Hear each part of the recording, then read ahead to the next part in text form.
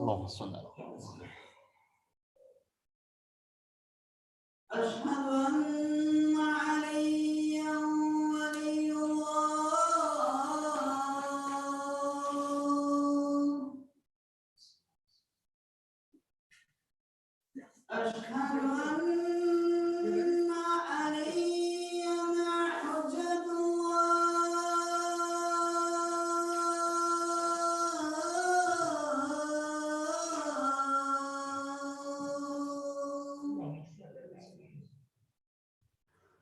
حي على الصلاة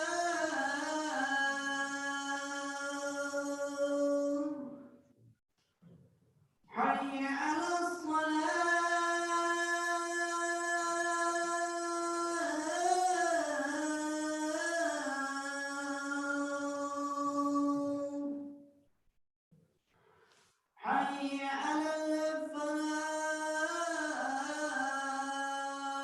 حي على الفلاح حي على الفلاح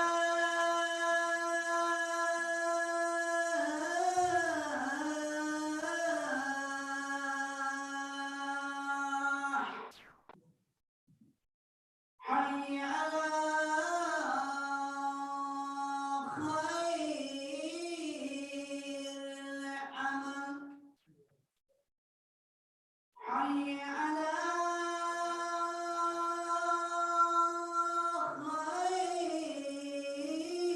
خير العمل الله أكبر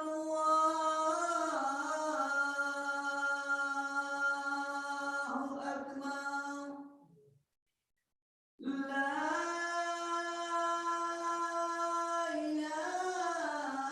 إله إلا الله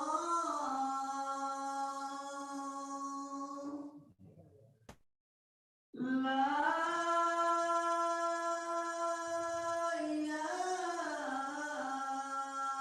إله إلا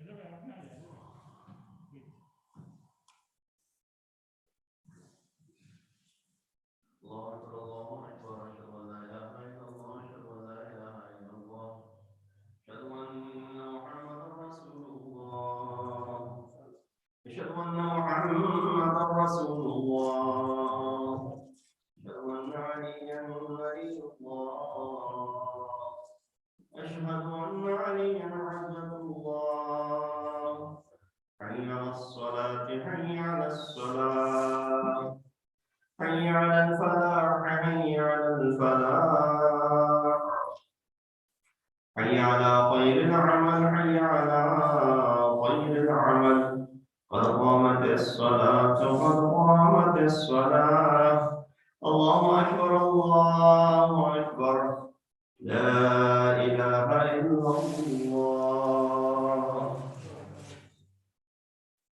صلاة العشاء الله أكبر بسم الله الرحمن الرحيم الحمد لله رب العالمين الرحمن الرحيم مالك يوم الدين إياك نعبد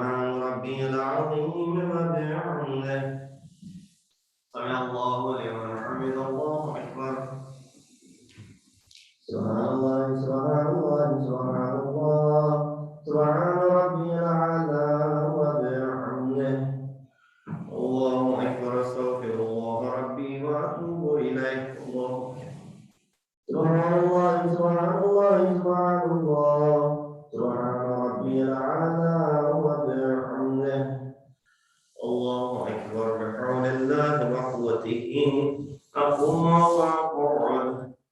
بسم الله الرحمن الرحيم.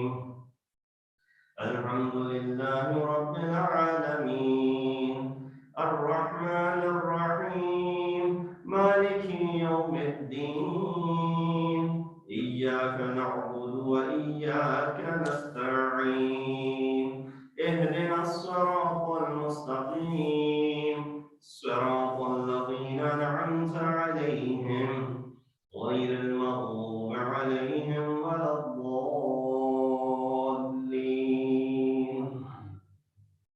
بسم الله الرحمن الرحيم.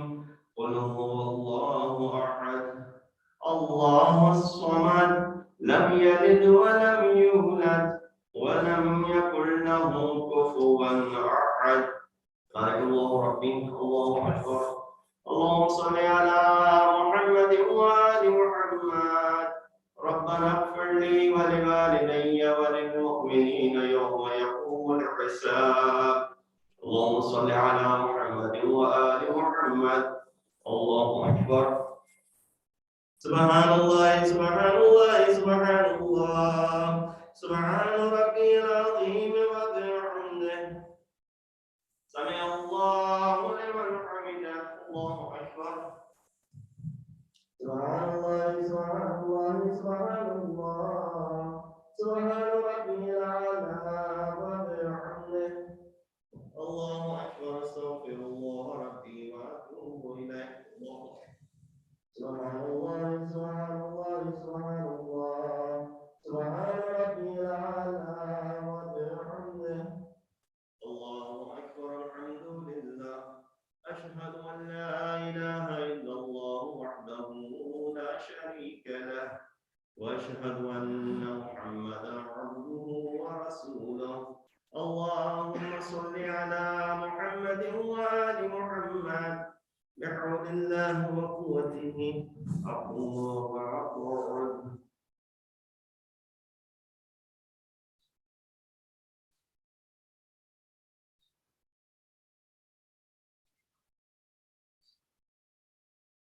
الله أكبر. سبحان الله سبحان الله سبحان الله سبحان ربي العظيم وبحمده. سمع الله لمن حمده. الله أكبر. سبحان الله سبحان الله سبحان الله سبحان ربي الأعلى وبحمده. الله أكبر. أستغفر الله ربي وأتوب إليه. الله أكبر.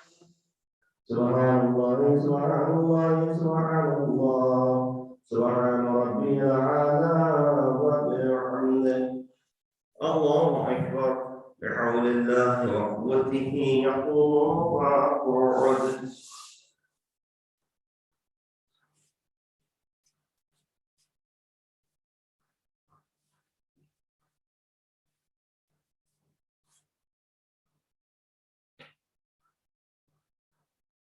الله أكبر. سبحان الله سبحان الله سبحان الله سبحان ربي العظيم وبحمده.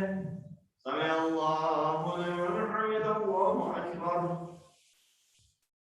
سبحان الله سبحان الله سبحان الله سبحان ربي الأعلى وبحمده. الله أكبر. أستغفر الله ربي وأتوب إليه. الله أكبر. سبحان الله سبحان الله سبحان الله سبحان ربي الأعلى وبحمده. يا لطيف ارحم عبدك الضعيف. الله أكبر. الحمد لله. أشهد أن لا إله إلا الله وحده لا شريك له وأشهد أن محمدا عبده ورسوله. اللهم صل على محمد وآل محمد. السلام عليك أيها النبي ورحمة الله وبركاته. السلام علينا وعلى عباد الله الصالحين. السلام عليكم ورحمة الله وبركاته. الله أكبر. الله أكبر. الله أكبر.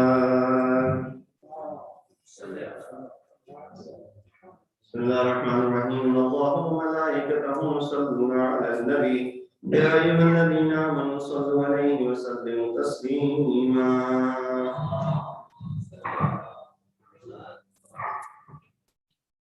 تسبيح.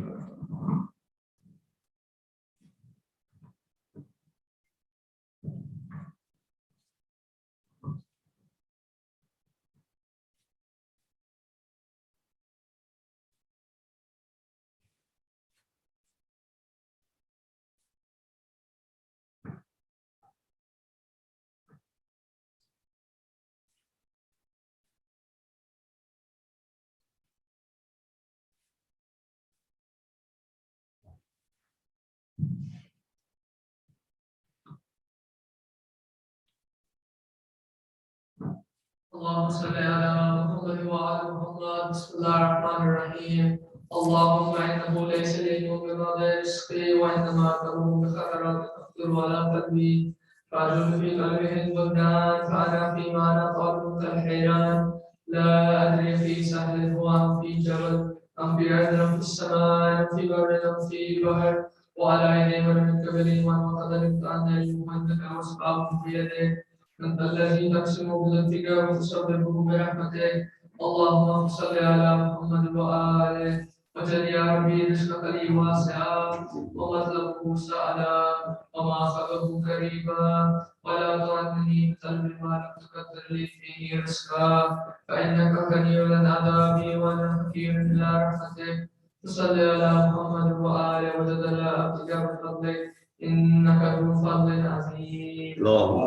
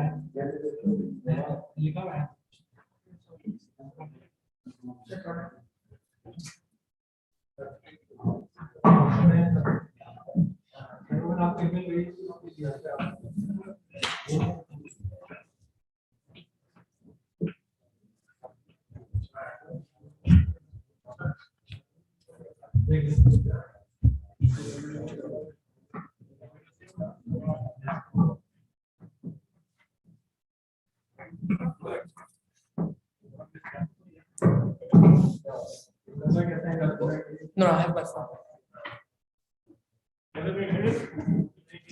No, it's okay. I have my phone.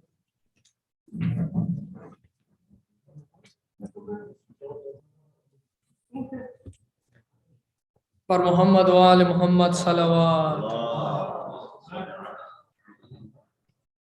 اللهم صل على محمد وآل محمد. اللهم صل على محمد وآل محمد. اللهم صل على محمد وآل محمد. بسم الله الرحمن الرحيم. عن جابر بن عبد الله الأنصاري عن فاطمة الزهراء عليه السلام بنت رسول الله صلى الله عليه وآله قال سمعت فاطمة أنها قالت دخل علي أبي رسول الله في بعض الأيام فقال السلام عليك يا فاطمة فقلت عليك السلام قال إني أجد في بدني ضعفا فقلت له أعيذك بالله يا أبتاه من الضعف فقال يا فاطمة ائتيني بالكسال يماني فغطيني به فأتيته بالكسال يماني فغطيته به وصرت أنظر إليه وإذا وجهه يتلألأ كأنه البدر في ليلة تمامه وكماله. فما كانت إلا ساعة وإذا بولد الحسنى قد أقبل وقال السلام عليك يا أمة، فقلت وعليك السلام يا قرة عيني وثمرة فؤادي. فقال لي يا أمة إني أشم إنك رائحة طيبة كأنها رائحة جدي رسول الله. فقلت نعم إن جدك تحت الكساء. فأقبل الحسن نحو الكساء وقال السلام عليك يا جدا يا رسول الله، أتأذن لي أن أدخل معك تحت الكساء؟ فقال وعليك السلام يا ولدي ويا صاحب حوضي، قد أذنت لك. فدخلا معه تحت الكساء. فما كانت إلا ساعة وإذا بولد الحسين قد أقبل وقال السلام عليك يا أمة. فقلت وعليك السلام يا ولدي ويا قرة عيني وثمرة فؤادي. فقال لي يا أمة إني أشم إنك رائحة طيبة كأنها رائحة جدي رسول الله صلى الله عليه وآله. فقلت نعم إن جدك وأخاك تحت الكساء. فدنا الحسين نحو الكساء وقال السلام عليك يا جدا، السلام عليك يا من اختار الله، أتأذن لي أن أكون معكما تحت الكساء؟ فقال وعليك السلام يا ولدي ويا شافع أمتي، قد أذنت لك. فدخلا معهما تحت الكساء. فأقبل عند ذلك أبا الحسن علي بن أبي طالب وقال السلام عليك يا بنت رسول الله. فقلت وعليك السلام يا أبا الحسن ويا أمير المؤمنين. فقال يا فاطمة إني أشم إنك رائحة طيبة كأنها رائحة أخي وابن عمي رسول الله. فقلت نعم ها هو مع ولديك تحت الكساء. فأقبل علي نحو الكساء وقال السلام عليك يا رسول الله، أتأذن لي أن أكون معكم تحت الكساء؟ قال له وعليك السلام يا أخي ويا وصي وخليفتي وصاحب لوائي، قد أذنت لك. فدخل علي تحت الكساء. ثم أتيت نحو الكساء وقلت السلام عليك يا أبتا يا رسول الله، أتأذن لي أن أكون معكم تحت الكساء؟ قال وعليك السلام يا بنتي ويا بدأتي، قد أذنت لك. فدخلت تحت الكساء.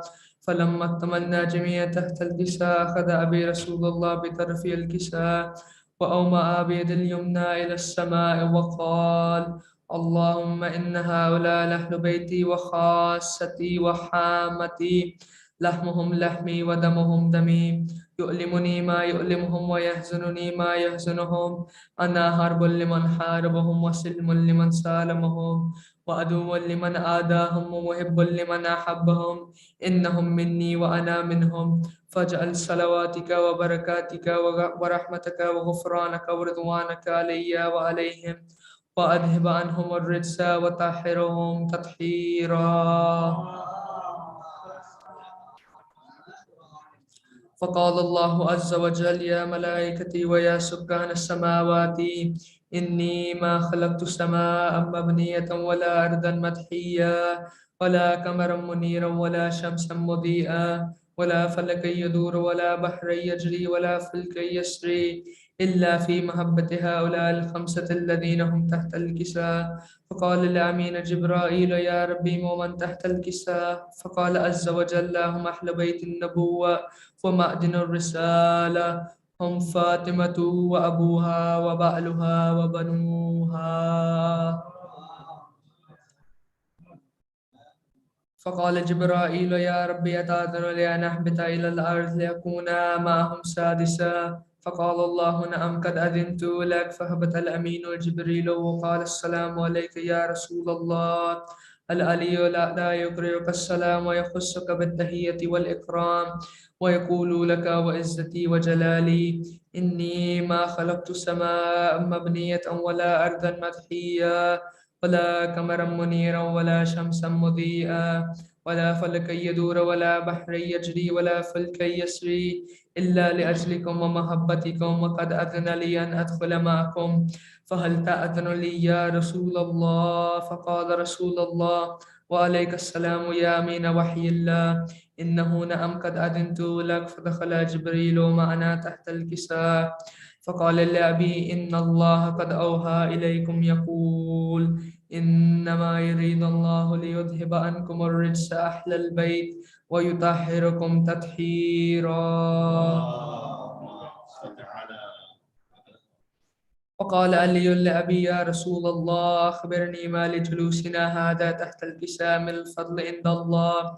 فقال النبي والذي بعثني بالحق نبيا واستفاني بالرسالة نجيا ما ذكر خبرنا هذا في محفل من محافل أهل الأرض وفيه جمع من شيعتنا ومحبينا إلا ونزلت عليهم الرحمة وحفت بهم الملائكة واستغفرت لهم إلى أن يتفرقوا. فقال علي إذا والله فزنا وفاز شيعتنا ورب الكعبة.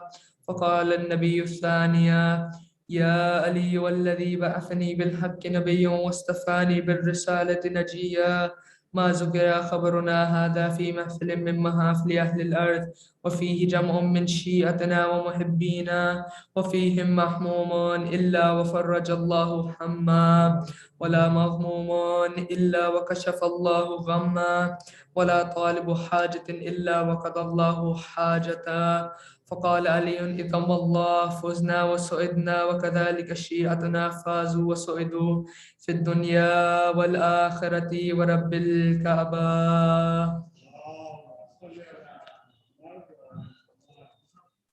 سورة فاتحة.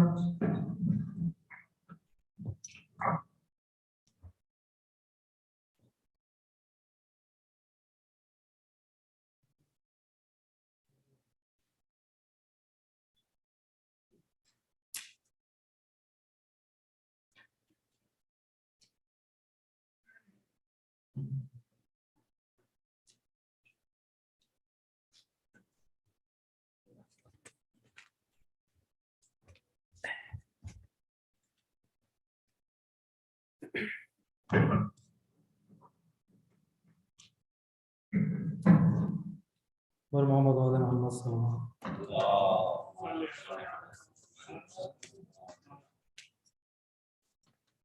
بارك الله فيك. اللهم صل على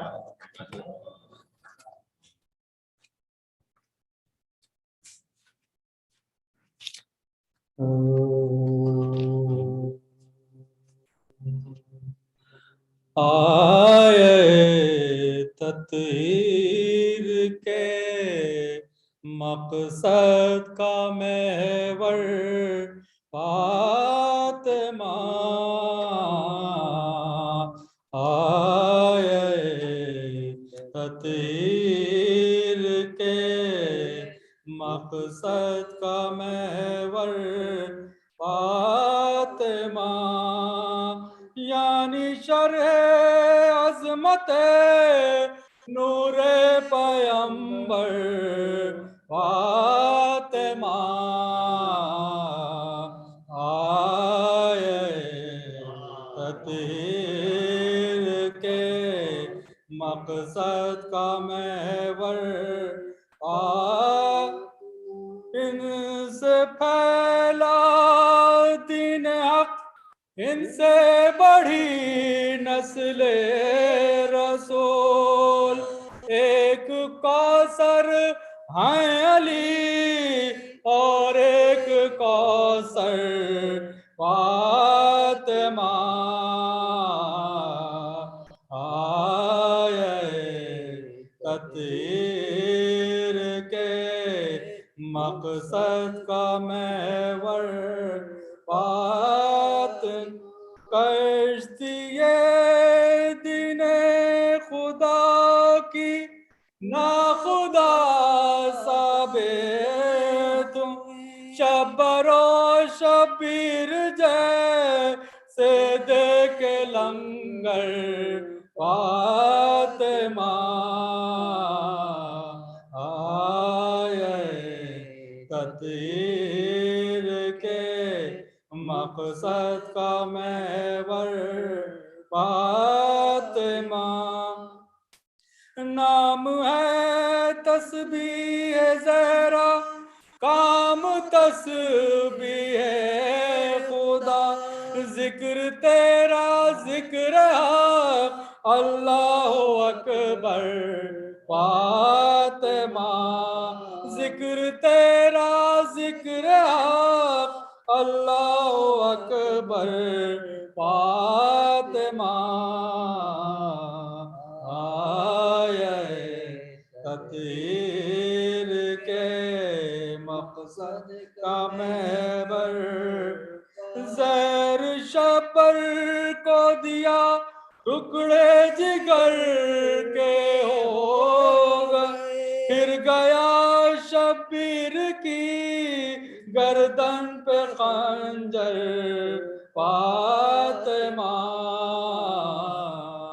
آئے تطہیر کے مقصد کا محور فاطمہ آئے تطہیر کہتی ہے زبان حال کل عصمت مصطفیٰ اور اس کا جوہر فاطمہ کل عصمت مصطفیٰ اور اس کا جوہر فاطمہ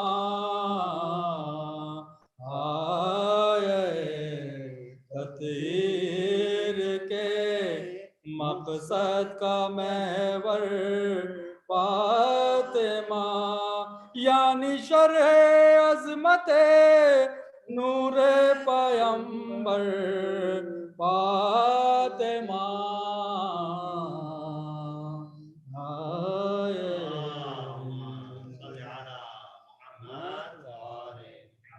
یہ طالب جلیل مرحوم صاحب کے والد صاحب کا کلام تھا آخر میں جوہر مصطفیٰ جوہر صاحب فاتحہ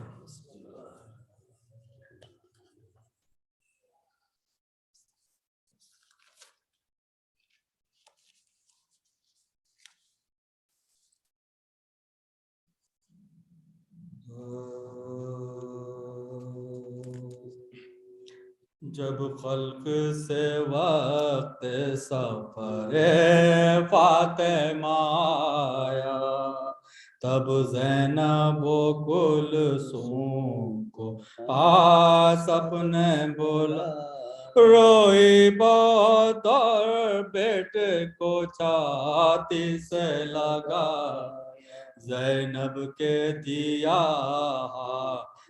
ہاتھ اور یہ سونا زینب کو دیا ہاتھ میں ہاتھ اور یہ اے زینب بے کس میری دولت سے خبردار محبوب الہی کی امانت سے محبوب الہی کی امانت سے خبر اے لاڈلی اس لال کا دشمن ہے زمانہ شبیر کو میرے نظر بد سے بچانا تکلیف بھی سہ لیجیو ایزا بھی اٹھانا صدقے گئی مادر کی وصیت نہ بھولانا صدقے گئی مادر کی وصیت نہ بھولانا ہر رنج میں اس بھائی کے کام آئی او زینب جائے یہ جدھر ساتھ چلی جائی او زینب جائے یہ جدھر ساتھ چلی جائی او زینب زہرا نے کہا بس یہی میری ہے تمنا لے بیٹی میں خوش تجھ سے چلی دودھ بھی بخشا پھر رو کے یہ ہے دل سے مخاطب ہوئی زہرا اب آپ سے ہے یہ سخن آخری میرا اب آپ سے ہے یہ سخن آخری میں قبر میں پھاڑوں گی گربان کفن کو ایزا نہ ہو کچھ میرے حسین اور حسن کو، ایزا نہ ہو کچھ میرے حسین اور حسن کو، مشہور ہے سب خلق میں یا شیر الہی، بچوں کی ہے بن ماں کے خرابی و تباہی، سو فاطمہ تو ہوتی ہے اب خلد کی راہی، تنہائی میرے بچوں کی تقدیر چاہی، تنہائی میرے بچوں کی تقدیر چاہی، لپٹائیو سو بار گلے شام و سحر، میں قبر میں تڑپوں گی جو یہ روئیں گے، میں قبر میں تڑپوں گی جو یہ روئیں گے، جب خلق سے وقت سفر فاطمہ الصلوات.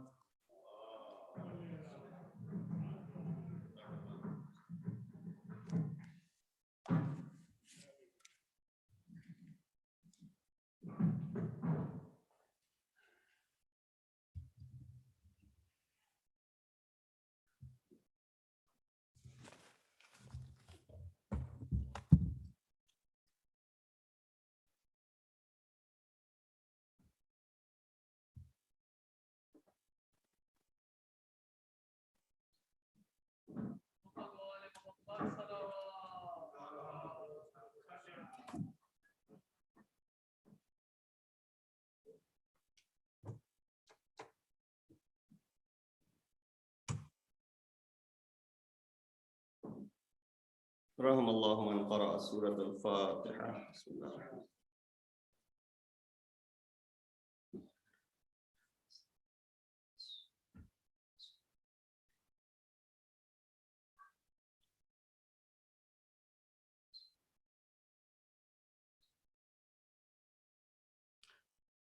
Jesus read Surah Fatiha for the Marhumin of tonight's sponsors, Mr. and Mrs. Faisal and Ira Barak, and Balafullah.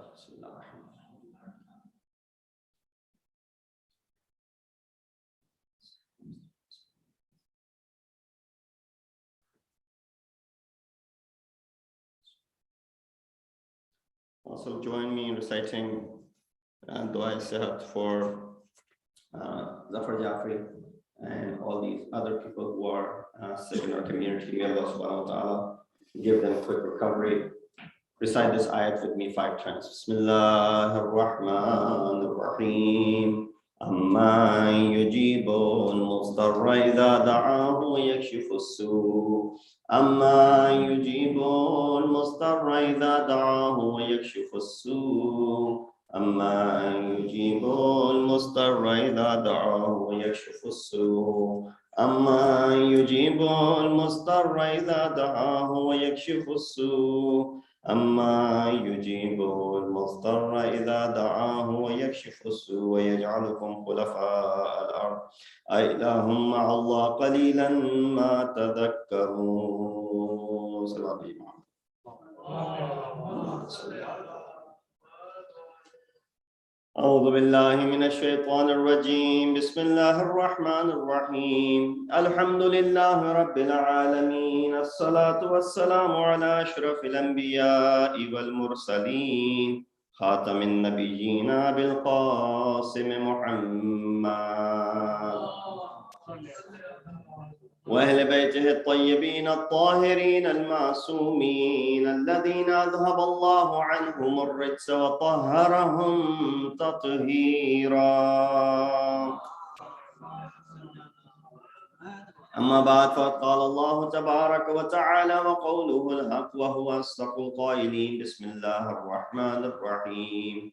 قل إن كنتم تحبون الله فاتبعوني يحببكم الله يغفر لكم ذنوبكم والله غفور رحيم. صدق الله العلي العظيم. صلوات محمد. Assalamu alaikum wa rahmatullahi wa barakatuhu. Condolences on this sad occasion, the second majlis in this series of majalis, the last of the two, commemorating the Shahadat of Khatun Jannat, Sayyidat Nisa al-Alameen, Janab Fatima Zehra, Salamullahi alayha.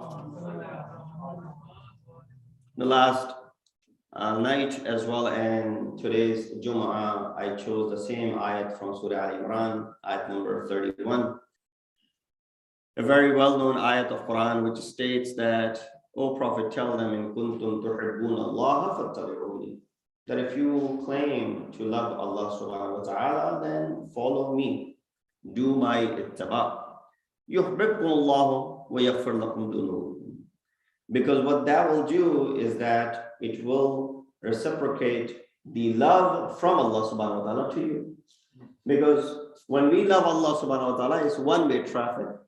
We want Allah subhanahu wa ta'ala also to reciprocate this love to us as well. And of course, there's very few who don't love Allah subhanahu wa ta'ala, maybe those who don't believe in Allah subhanahu wa ta'ala. But those who believe in Him, majority of them, primarily, they love their Creator, their Khaliq. But when this is something which is a given that they love their Khaliq, on the other side, it is also important that Allah subhanahu wa ta'ala returns the favor and loves us as well. Now it is understood, we have been brought up learning the fact that Allah loves us more than even our parents love us, for example. Someone asked Imam Ma'asum regarding the love of Allah subhanahu wa ta'ala toward His creations. Imam said, that in Riwayat Imam mentioned to this person that the love of the parents that have towards the children, what do you think about that love? He said, well, there's no match to that. Of course, the children love the parents love their kids unconditionally. There's no condition attached. Regardless of the fact, they will love their kids.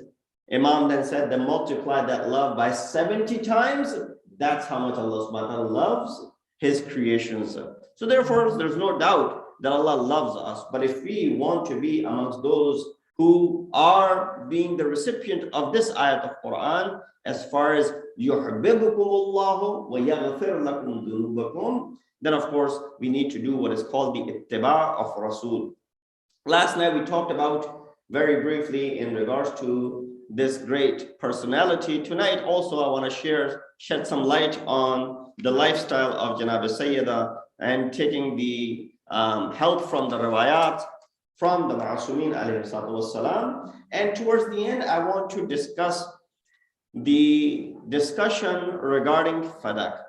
Now, of course, it's a discussion which I'm sure many of us have heard a great deal, but still there lies a lot of, confusions, ambiguity, because the word fadak is being used in sha'iri as well. And sometimes it is mentioned that, there's no way of paying back what fadak was. Fadak is then in the takhayyul of a shair from the east to the west. All that lies in between east and west is fadak.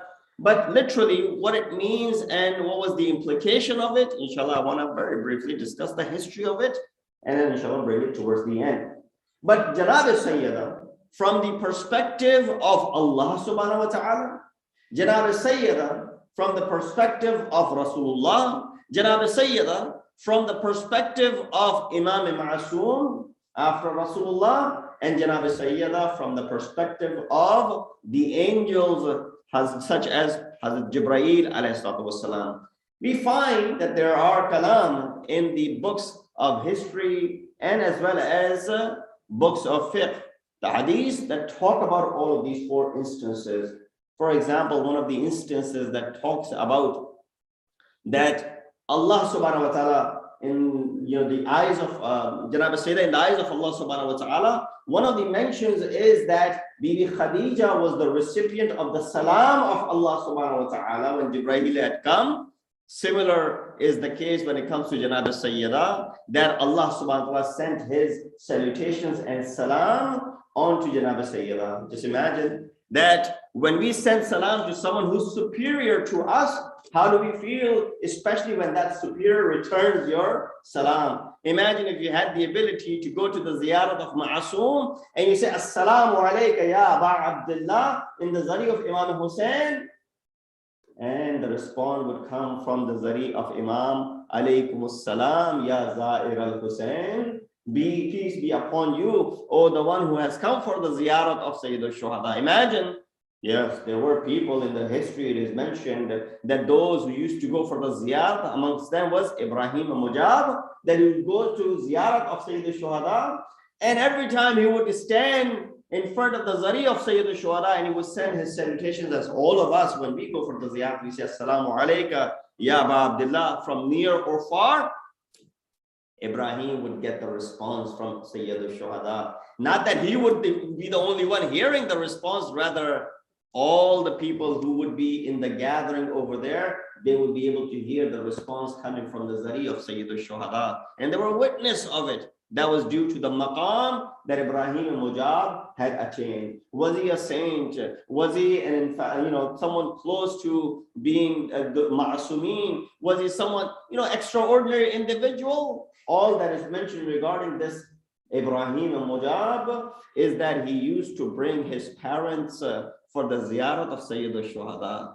Because his parents were old, he would even carry them on his back sometimes to go ahead and bring them for the ziyarat. Just the fact that he brought his parents for ziyarat in such a fashion, not turning them down their request for the ziyarat of Imam Hussein, this is the sawab, this is the response that he received from Sayyid al-Shuhada. Salawat Muhammad wa ali Muhammad.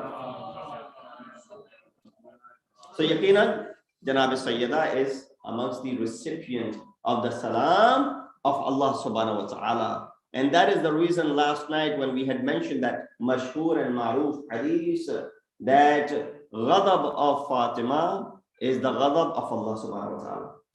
That when Janab Sayyida is angered, it is angering Allah subhanahu wa ta'ala. When she is annoyed with something or someone, Allah subhanahu wa ta'ala is annoyed with that individual as well. And we find that you and I do not have that availability, nor are we so lucky that our emotions then have effect on Allah subhanahu wa ta'ala. But Sayyida is someone that when she is happy, Allah subhanahu wa ta'ala is happy. When she is radi, Allah subhanahu wa ta'ala is radi. When she is not radi and ghayri radi and not radi, then Allah subhanahu wa ta'ala is not razi. So this is Sayyida from the perspective of Allah subhanahu wa ta'ala. Let's look at Janab Sayyida from the perspective of Khatimul Anbiya, Sayyidul Mursaleen, Hazrat Rasul Akram Muhammad Mustafa sallallahu alayhi wa alihi wa sallam.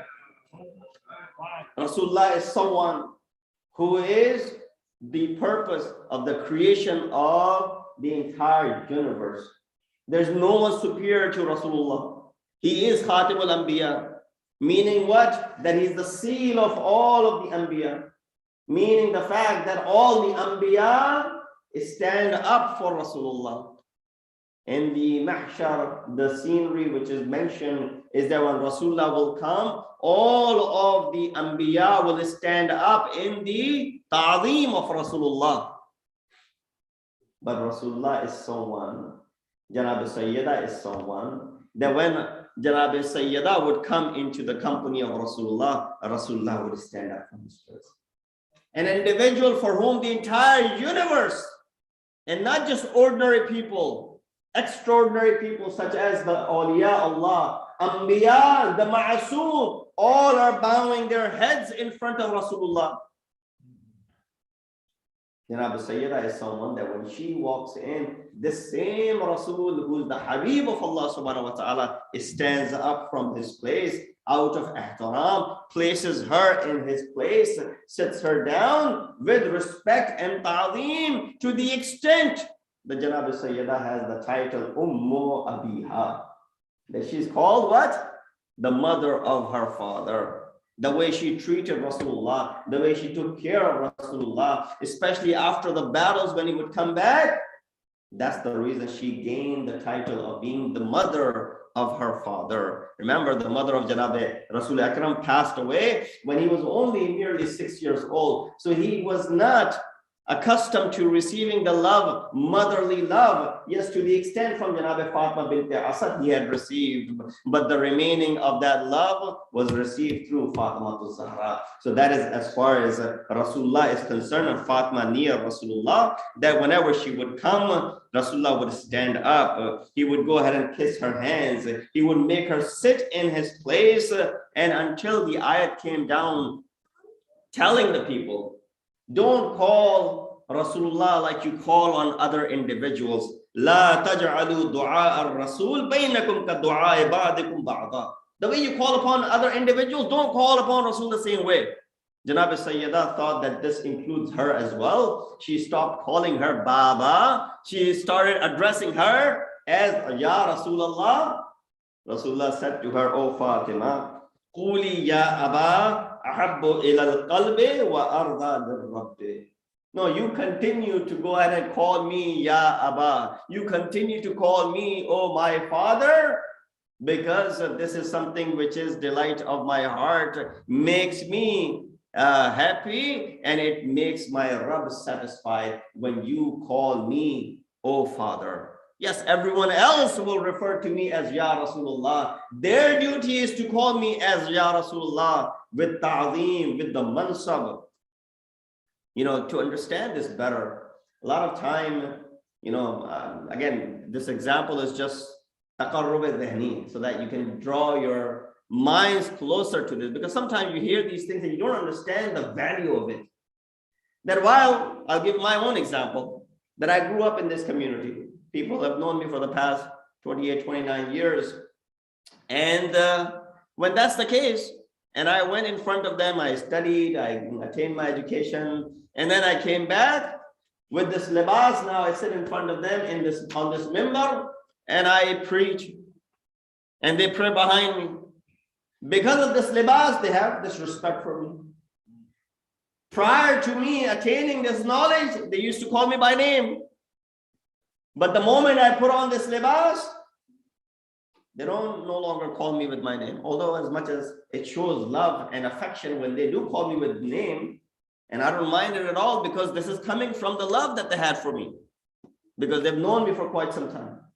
But the fact that I have this libas, in fact, it happened, someone whom I knew for a long, long time, they called me by my name in the front of some gathering.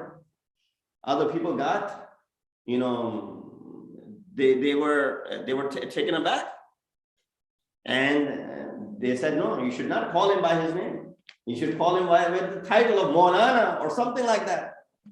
And then that person had to clarify, you know, it wasn't out of disrespect. It was, you know, because of the relationship that we had. So we see that when someone calls someone ordinary like me with my name, some of you might take it offensive. Now, don't call him like that. Call him with the name. Call him with the title, appropriate title, which he deserves, for example. That's the, you know, how ilm, we treat ulama, for example. But then right away over here, we see when Rasulullah would be walking around amongst the people, those who would be very close to Rasulullah, they would call him like they would call any other individual. Ayat of Quran, Rasulullah would not stop them. Ayat of Quran came down. La taj'alu du'a al-Rasul. Don't call upon Prophet the way you call upon other individuals. People stopped calling. They started addressing him appropriately with his title, with his mansab, Ya Rasulullah. Janab Sayyida thought she was also included in this ayat of Quran. Here we understand that some of the ayat of Quran are not implemented on Ahlul Bayt. That's one difference between you and them, is that all of the ayat of Quran have hukm upon us, but not all of the ayat of Quran would be applicable as far as the ahkam are concerned upon Ahlul Bayt. Salawat bi Muhammad wa ali Muhammad. Janab Sayyida, in the eyes of other Masumi, a person came in the bargah of sixth Imam by the name Sukuni, and his face complexion was telling that he was saddened by something. Imam asked him, what has happened to you? He said, Wulidat li ibnatun. A daughter was born in my house. Imam said, so, على الأرض ثقلها, the earth will bear her weight. على الله رزقها, Allah will provide for her food. What is it that you're worried about? She's going to live her own aish, her own life. She's not going to take any years from your life away from you. Fasarra, he became excited. Sukuni was the name of this person. And then Imam said, what did you name her? He said, I named her Fatima. Imam said, إِذَا سَمَّيْتَهَا فَاطِمَةً فَلَا تَصُبَّهَا وَلَا تَلْعَنْهَا وَلَا تَضْرِبْهَا. In Al-Kafir, you will find this riwayat.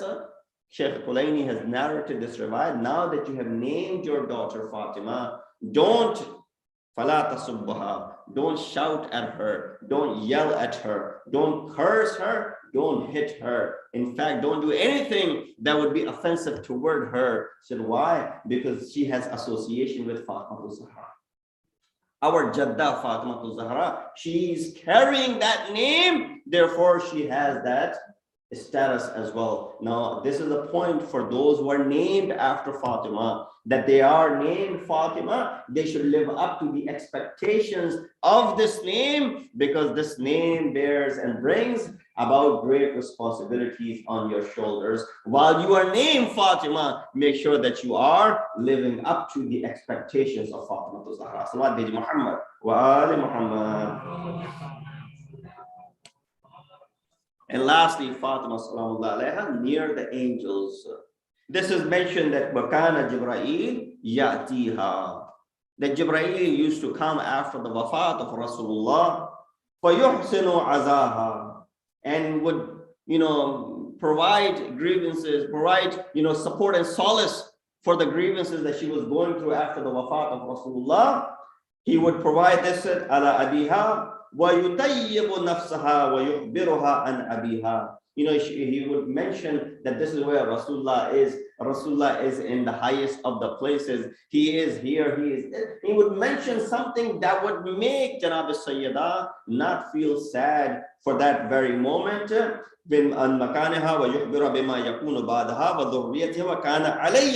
He would tell all of these things to Janab Sayyidah, as he would speak to Janab Sayyidah with all of these things with utmost respect to her. Janab Sayyidah would go ahead and write these things down. Ali ibn Abi Talib would write all of these things down. This then became what? The Mus'haf, which is known as Mus'haf Fatima Zahra, that is in the hands of Imam Zamana. It's not Quran as some people think it is Quran. It is separate from Quran. It has the ahwadis, it has the ahwal, it has the waqi'at, which are to take place in future, and that had taken place with the absolute authority and totality, the history in its correct nature, because of course a lot of things have been messed up as far as the history is concerned. A lot of things have been mixed with the history. So many aqwal have been tampered with. This is the most authentic of all of those kalam. So therefore, I presented in front of you Janab Sayyidah in the sight of Allah subhanahu wa ta'ala, Janab Sayyidah in the sight of Rasulullah, Janab Sayyidah in the sight of Ma'asumeen, and Janab Sayyidah in the sight of Jibreel and rest of the angels. How should the family be? One of the things that we can derive from the lifestyle of Janab Sayyidah, the household where she is the centralized, markaz of this house. What should that house look like? And therefore we find that there are two families that are mentioned in Quran. One is the family of Hazrat Zakaria. Second is the family of Janab Sayyidah. Yes, both are mentioned in Quran. Interestingly, that a lot of time we read through the ayat of Quran without pondering over it, not realizing that what this ayat is about, where it was revealed, and who it is mentioning. For example, when we look at these standards that are set as far as the family is concerned regarding the family of Hazrat Zakaria, so important of a family that Allah subhanahu wa ta'ala is setting an example of the family of Hazrat Zakaria. You refer to this in Surah Anbiya, ayat number 90 says this, فَاسْتَجَبْنَا لَهُ وَوَهَبْنَا لَهُ يَحْيَا. We fulfilled the hajat of Zakaria. He made a dua and we fulfilled the hajat. And we gave him whom? We gave him Yahya. وَأَصْلَحْنَا لَهُ زَوْجَهُ. And we also cured his wife of infertility. إِنَّهُمْ كَانُوا يُسَارِعُونَ فِي الْخَيْرَاتِ. Now mentions Allah subhanahu wa ta'ala 3 attributes of this family. After having said that they made dua, we fulfilled the dua. We gave them a son that they were asking for, Hazrat Yahya. And we did what we did to the wife of Hazrat Zakaria. After that, the 3 sifat are mentioned. These 3 sifat should be in our families as well. Number 1, يُسَارِعُونَ فِي الْخَيْرَاتِ وَيَدْعُونَنَا رَغْبًا وَرَهْبًا وَكَانُوا لَنَا خَاشِعِينَ. 3 things that should be part and parcel of your families as well. Number 1, they were active in performing good deeds. يُسَارِعُونَ فِي الْخَيْرَاتِ. So alhamdulillah, we do good deeds as well. No, يُسَارِعُون is different than just doing good deeds. Everyone does good, mashallah. All of you, I have no doubt about it. Every single person sitting over here and all of the listeners online, they do good. They're doers of good. But the fact that Allah is mentioning yusari'una fil khairat is something different. Meaning what? Taking sabaqat and sura'at and hastening to do good. When there's a good up for offer, you should be the first one to go ahead and take lead in performing it. As-sabiqun, as-sabiqun, ulaika al-muqarrabun, Quran says. This is a musabiqah. This is a race. And there's nothing wrong in this race. Take lead in this race. Run as quick as possible. Yusari'una fil khairat is one of the attributes of the family of Hazrat Zakaria and Hazrat Yahya alayhi salatu wasalam.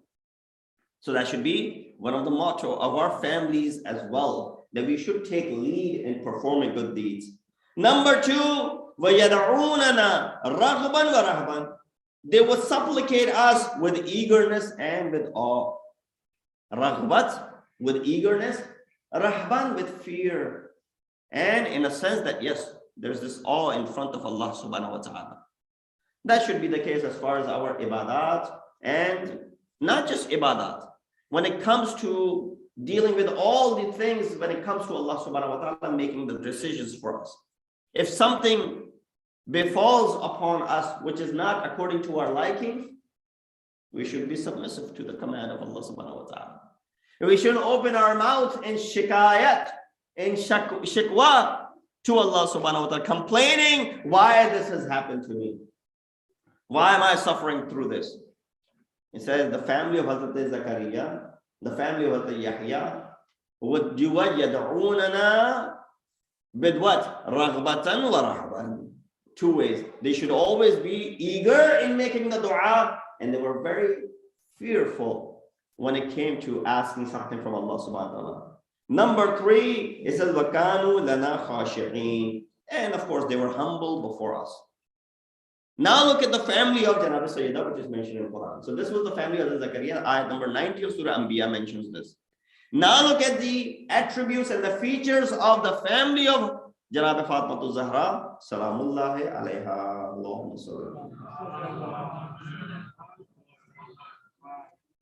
There were 3 features of Hazrat Zakaria's family mentioned. There are 5 features of the family of Janab Sayyidah mentioned. What are these 5 features? You look for Surah Dahr, chapter number 76 in Quran, known as Surah Insan or Surah Hal-Ata or Surah Ad-Dahr. There are a couple of names of this surah. In some mushaf, you will find it to be as Ad-Dahr. In some masahif, you'll find it to be Al-Insan. In some, you might even find it to be, Hal-Ata. Different names are mentioned. Because Hal-Ata is the beginning of the surah. Hal-Ata al-Insan hinun min ad-dahr. The word Dahr also has appeared in the first ayat of Quran of this surah. And Insan is also in it. So therefore, there are 3 names that are mentioned. It is okay if one Musaf has one name, the other has the other. But we know for sure that this surah is entirely about Ahlul Bayt. And Janab Sayyidah plays that vital role in Ahlul Bayt. The way she is vital in the Hadith Qissa, she is also vital over here.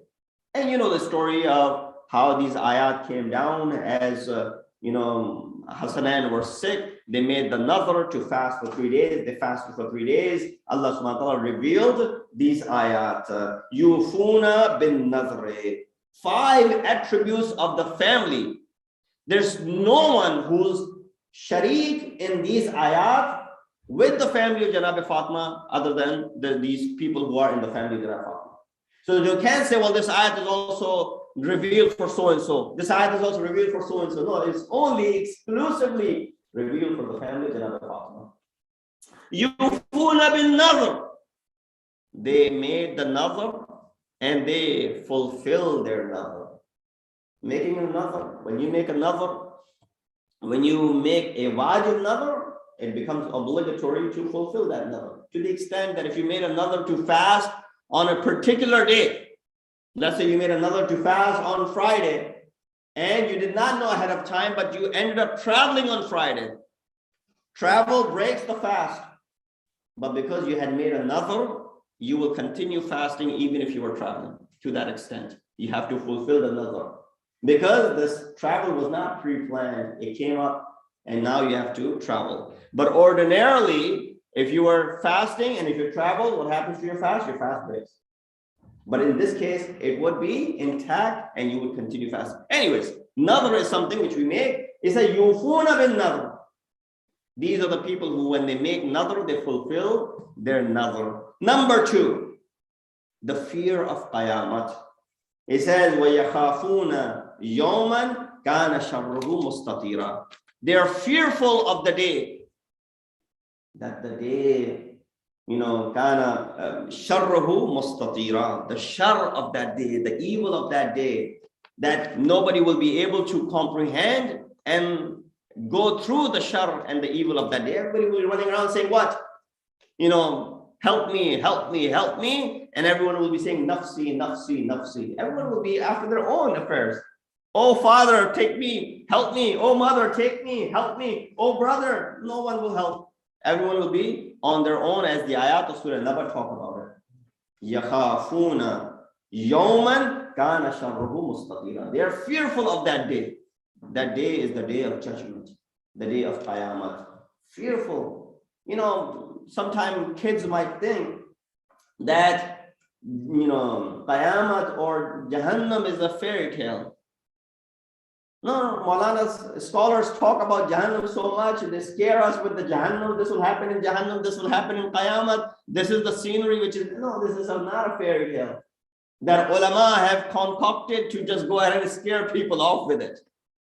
There's reality in it which exists, and the act of Ahlul Bayt is telling you that it is true. These ayat are for Janab Sayyida and her family. يَخَافُونَ يَوْمًا كَانَ شَرُّهُ مُسْتَطِيرًا. Fear of the day of judgment. And existing in who? Janab Sayyida and her family. The ayat of Quran are for her. Why are they fearful of the day of judgment? They own their Qasimun Nari wal Jannah.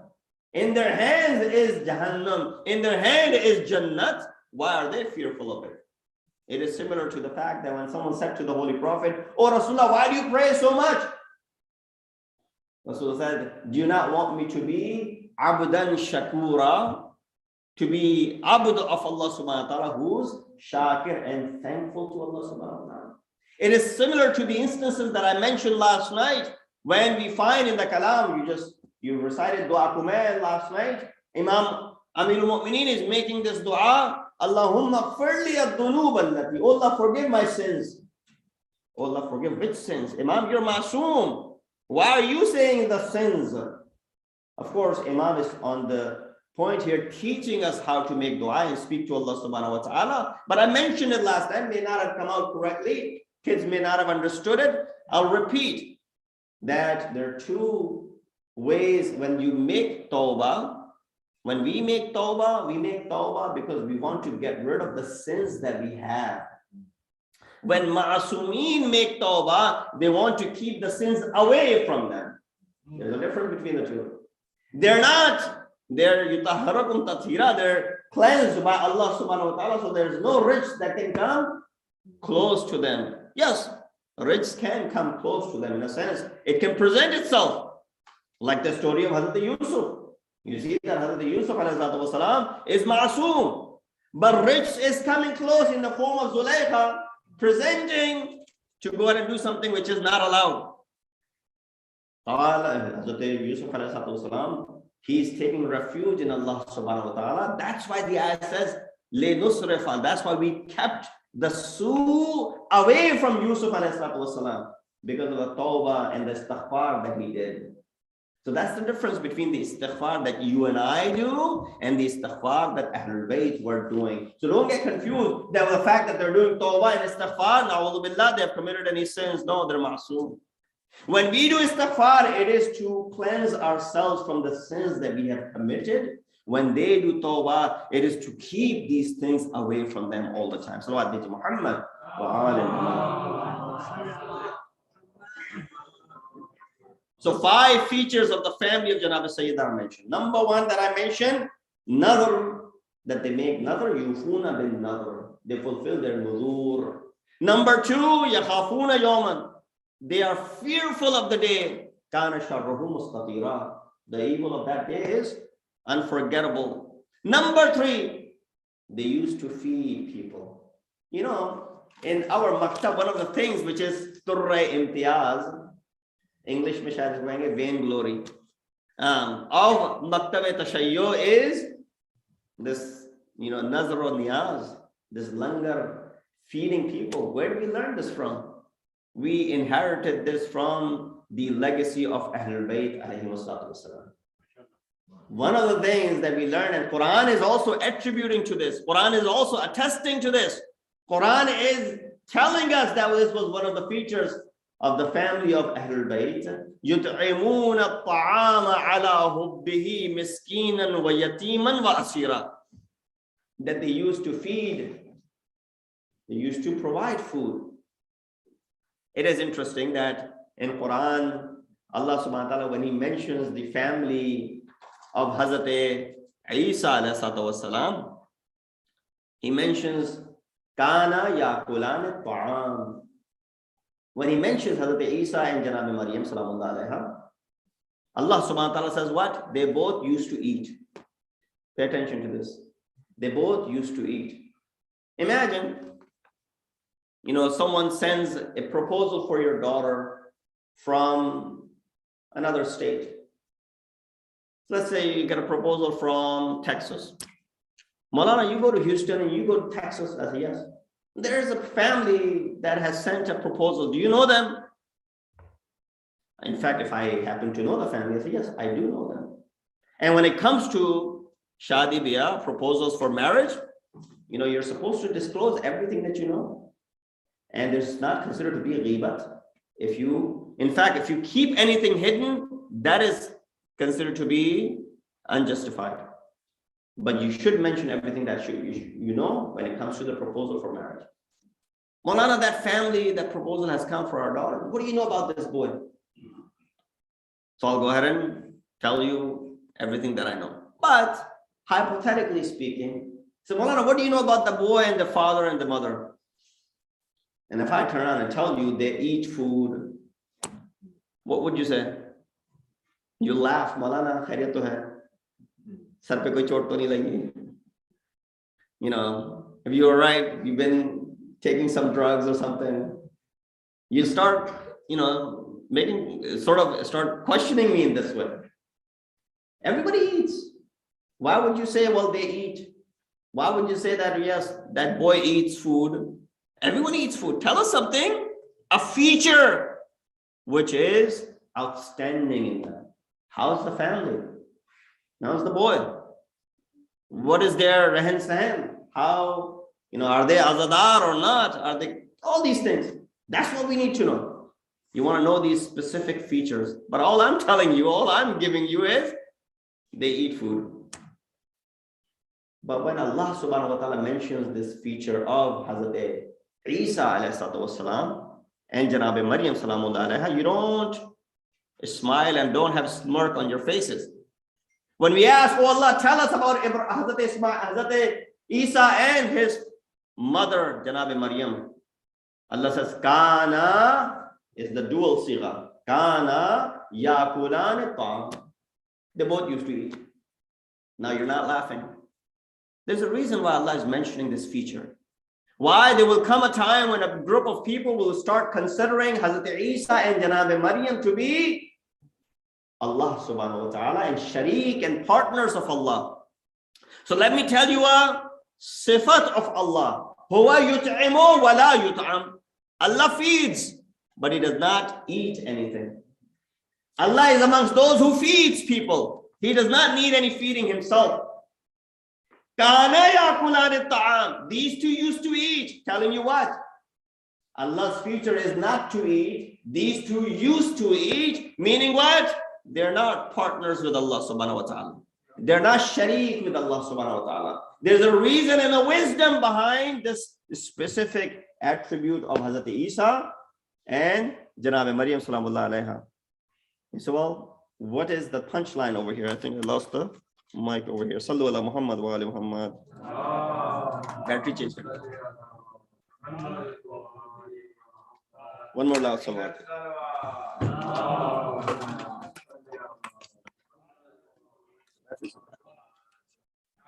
Battery should be over there.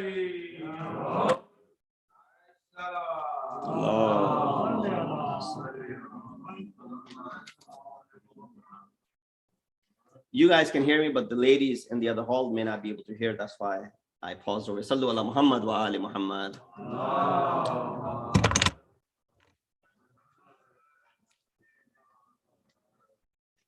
One more loud salawat, please.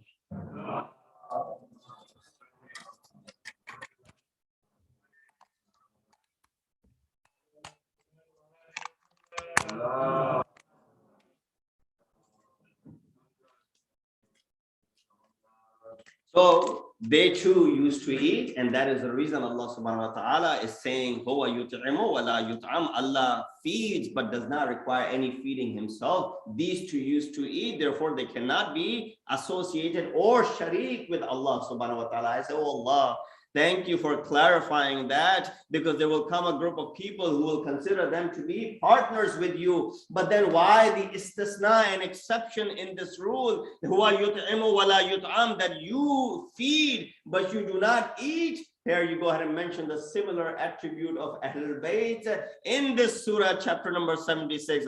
Yut'imuna at-ta'ama ala hubbihi. Huwa yut'imu, Allah feeds. وَيُطْعِمُونَ الطَّعَامَ عَلَى حُبِّهِ. And Ahlul Bayt are also someone who go ahead and provide and feed other individuals. Salawat bi Muhammad wa ali.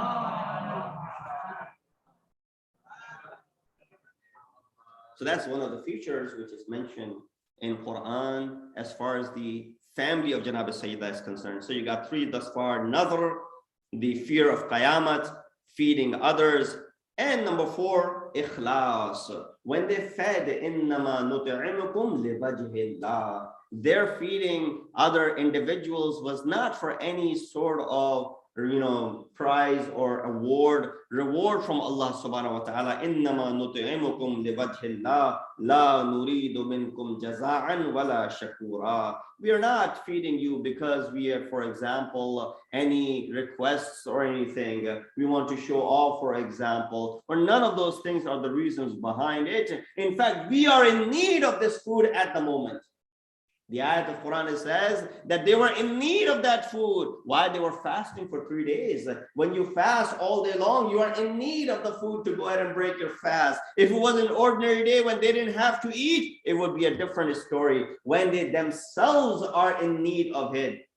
Lahum bi khasasa, as the ayat of Quran says, they were in need of it themselves, and then still they go ahead and give as ithar. This shows you the utmost level of ikhlas in doing this act. So the 4th feature of the family of Janab Sayyidah, as this ayat of Quran is mentioning, is the ikhlas in the family of Janab Sayyidah. And last but not least, what it mentions is the taqwa and God wariness. It says, Inna nakhafu min rabbina yawman abusan qamtarira, that they are someone who have this hope from Allah subhanahu wa ta'ala. Allah is not someone to be fearful of. Allah is not someone in a sense that we talk about, that the fear of Allah subhanahu wa ta'ala is not the fear of someone who is fearful as far as the being afraid that Allah subhanahu wa ta'ala will go ahead and strike with something, will go ahead and cause some sort of harm, but the fact that this exalted nature of Allah subhanahu wa ta'ala is front of us. When we have this hijab in front of Allah subhanahu wa ta'ala, every action that this family performs performs for the sake of Allah subhanahu wa ta'ala. One thing that I had mentioned in this discussion on Tuesday night, I don't know how many people tune into the discussion on Tuesday night. It is worth repeating over here that Shaheed Mutahari, in one of his books, Dah Guftar, the 10 discussions, the 10 discourses, he mentions this. He says, why is it that we have a lot of followers today, while the Anbiya did not have that many followers in their time? And in this day and age, we can understand the concept of followers. Why? You have a Facebook account, you look for followers. You have a Twitter account, you look for followers. You have an Instagram account, you look for followers. Amongst the youth and the kids, this thing is something which is fascinating. I tell my kids that Masjid-e-Ali's YouTube channel has more than 10,000 subscribers. Like, really? Something a big deal for them. 10,000 subscribers is a big deal, I guess. When it gets to 6 digits, it would be another milestone. And then you get these incentives. So all these different platforms that they have followers. People are following them. Now, why they're following? What's the purpose behind it? You find that the worst of the human beings in the world have the most amount of followers. Those who are in the 100 million followers, look at the characters of those individuals. Is this the direction that we are headed into? Is this what we want? The people, we want to have as many followers as much as possible? And then, of course, sometimes it's not even genuine followers. There are ways of generating followers, as I have heard, that there are certain ways that you can go ahead and generate your false and fake followers. Shaheed Mutahari, of course, he passed away 40 some years ago. There was no Twitter back then. There was no social media back then. But he reflected on this concept. He said, why is it today we have more followers than Anbiya did in their times? And prime example is Hazrat Nuh alayhi salatu wasalam. 950 years of social work, right? He was taking care of the community around him. How many followers? 82. 82 people boarded the ship. That's all the followers of Hazrat Nuh alayhi salam. He's called Abul Bashar al-Thani. Hazrat Adam is Abul Bashar al-Awwal. He's Abul Bashar al-Thani. He's the first father, he's the second father. 82 followers. He says the reason Anbiya had very few followers, and today, and he's giving his own example, as ulama, as scholars, we have more followers today. When I go around, people follow me. There are more followers. So many people know someone who's getting on the minbar, they know, 100,000 people know this person because he goes on the minbar. He said, why is it that Anbiya had few, we have more today? He gives his own example. He said, because Anbiya would talk about the weakness of the people and address that. We take the weakness of the people and use it in our own favor, in our own benefit. If we find a weakness in an individual, instead of correcting that weakness, we use it to our advantage. When we use that weakness to our advantage, what happens? These people become our followers. Anbiya would go ahead and address that weakness, and they would try to get rid of that weakness from that individual. And that is the reason when you try to go ahead and tell someone this is wrong, brother, people will deter, they'll run away from you. They say, I don't want to be with this person who's always telling me this is wrong, this is wrong. Whenever this Maulana goes on the minbar, he's telling me about hijab. Whenever this Maulana goes on the minbar, he's telling me about beard. Whenever this Maulana goes on the minbar, he's giving me these instructions. I don't want to be the follower of this person. But the person who's telling me, all is good, everything is fine, just, making me feel good when I come and sit in the majlis and I'm not, ashamed by some of the things that I mentioned. Yes, this is the person that I want to go after. This is the person that I want to be the follower of. Shaheed Mutahari mentioned this is the fault. That when we look at the weakness of the people, we take it for our advantage. When Anbiya looked at the weakness of the people, they tried to get rid of those weaknesses. They tried to correct them regardless of what the cost may be. The cost that Hazrat Nuh had to pay, every day he would be thrown at this stones would be thrown and pelted at the body of Hazrat Nuh alayhi salatu wasalam. He would be struck with the arrows and whatnot. Similar was the case with the Holy Prophet. When he would go to Taif and address people, call him towards himself, they would be pelting stones at Rasulullah. All of the Anbiya went through the same thing. They're addressing, they're trying to bring the people out of drowning into the darkness of shirk and whatnot, and the Anbiya were trying to get rid of that weakness of them. Salawat bi Muhammad wa ali Muhammad.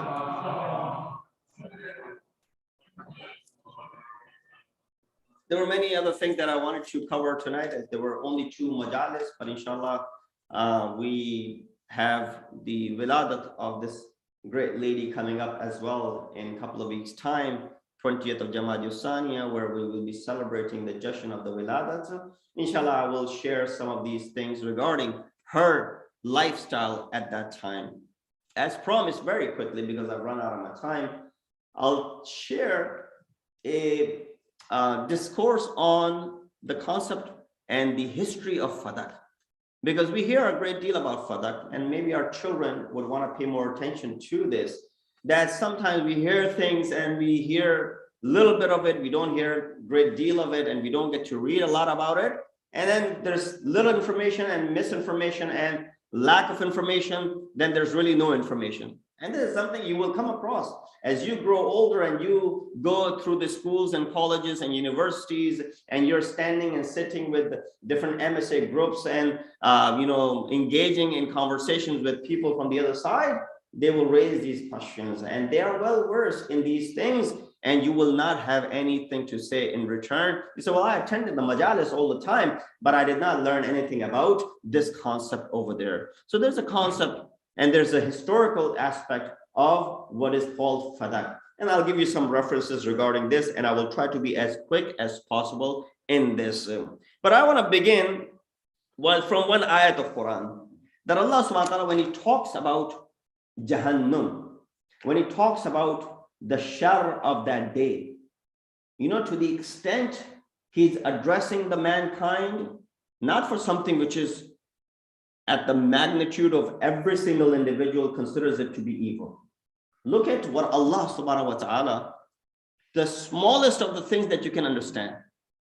Surah Mutaffifin, towards the 38th juz of Quran, the very first ayat say, Waylun للمطففين الذين إذا اكتالوا على الناس يستوفون وإذا كالوهم ووزنوهم يخسرون. He's talking about people, those who grew up in India and Pakistan, when you would go and buy something like lentils, dal, chawal, atta, all these things, when we didn't get them all packed and nicely wrapped and everything, you used to go ahead and buy them loose, right? Dukaan se gaye 1 kilo, 2 kilo khareedne ke liye. You would go and buy this loose, 1 kg, 2 pounds or 3 pounds or whatnot. And that person would have this, tarazu, this scale, this mizan, this balance. They would have, some weight on one side of it, and they will put this rice or whatever it is that you're buying on the other side of it. Allah subhanahu wa ta'ala is addressing that issue. He says, Waylun lil mutaffifin. Woe unto the defrauders who use short measures.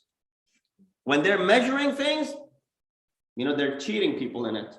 They use short measures. They do not know what they are be resurrected on a tremendous day.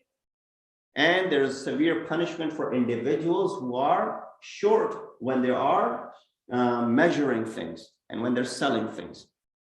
Look at the point that I'm trying to make over here. One has the slightest of disbelief in the hereafter, or one has the slightest of belief in the hereafter, would be afraid of selling less. When you're given the amount, you should sell the appropriate amount that is due on that individual. Why? وَيْلٌ لِلْمُطَفِّفِينَ. Those who defraud, their adab is waiting for them. So Allah subhanahu wa ta'ala is not going to forgive the individual who's short selling or selling short. I don't know if short selling is the right terminology over here, let alone someone who usurps the right of an individual. Agar kisi ka haq koi maar le, if someone usurps the right of an individual, if Allah subhanahu wa ta'ala is not even letting go of a person who's selling short and taking the whole amount, calling that person to be waylun lil mutaffifin. You think Allah subhanahu wa ta'ala will forgive the individual who usurped the right of another individual, who was deserving of it? Stay with me as far as this point is concerned. Where am I taking you with this? There was a concept and there's a historical event of Fadak. Janab Fatima Zehra, after the wafat of Rasulullah, comes, Inna Fatima qalat li Abi Bakrin a'tini Fadak faqad ja'alaha Rasulullah li fasa'alaha al-bayyina. Janab Sayyida came to the first caliph and said, give me Fadak. Rasulullah had given this to me in his lifetime. What did the first caliph say? Fasa'alaha al-bayyana. He asked for bayyana, witnesses. Provide witnesses and I will give you what you're asking for. And then faja'at bi ummi aymanin wa rabah mawla nabi. First two witnesses that were produced were Ummi Ayman and Rabah, who was the slave of Rasulullah. Those two were rejected. Second, Ummi Ayman and Amirul Mu'mineen were presented. That witnesses were also rejected because they could be biased. Third witness that was presented, Imam Hassan and Imam Hussein, they were two also rejected. Why? Because they were too young. And the response from the Khalifa was, Qala Rasulullah, Nahnu ma'ashir al-anbiya la nuwarrith. We, the group of Anbiya, we do not leave any virasat. What is Fadak? First of all, we need to understand this Fadak. Fadak is a place which is near Medina. It was inhabited by the Jews. They owned that place. After the battle and the victory of Khaybar, when the Jews saw the power and the might of the Muslims, out of fear, they said, we want to stay here. We don't want to leave, but we want protection. So we want to have a proposal for Rasulullah. Proposal was that we want to give this to you as gift on terms and the peace treaty that we want to make with you. We want to live here. We don't want to leave this place. And we don't want anything to do with the people that stood up against you as far as the fight is concerned of Khaybar. Rasulullah, of course, anyone who deals with peace, Rasulullah would go ahead and acknowledge that. Rasulullah accepted the deal. They gave half of the land of the Fadak to Rasulullah. This is in Quran refers to as fay'. Quran does not call this to be ghanimat. There's a difference between the two. When you are in a battle, after a battle, there's mali ghanimat, which is distributed amongst everyone equally. And of course, depends on how much someone had their saham in this battlefield. But when it's something which is fay', it is not after a battlefield. Why? There was no bloodshed. There was no fighting. These people, out of the fear that they had after the battle of Khaybar, they said, we don't want any sort of trouble. We want to make this peace treaty with Muslims. They extended this hand to Rasulullah. They made this contract of peace with Rasulullah. They gave half the land of Fadak. Quran refers to this as fay'. It says, Ma afa Allahu ala Rasul. Surah Hashr, Chapter 59, ayat number 7. Ma afa Allahu ala rasulihi min ahli al-qura falillahi walirrasuli walidhil qurba. Surah Hashr mentions this. That which Allah subhanahu wa ta'ala has given to the Holy Prophet from the people of this qaryah, from the people of this land. Walirrasuli, it belongs to Rasul. Walidhil qurba, and it belongs to the family of Rasul. These are mentioned as far as the recipient of something which is referred to as fay' in Quran. This fay' in Quran talks about that which is received by Rasulullah without any fight. This was not after any fight. Hence, this is separate from Mali Ghanima. Salawat bi Muhammad wa ali Muhammad.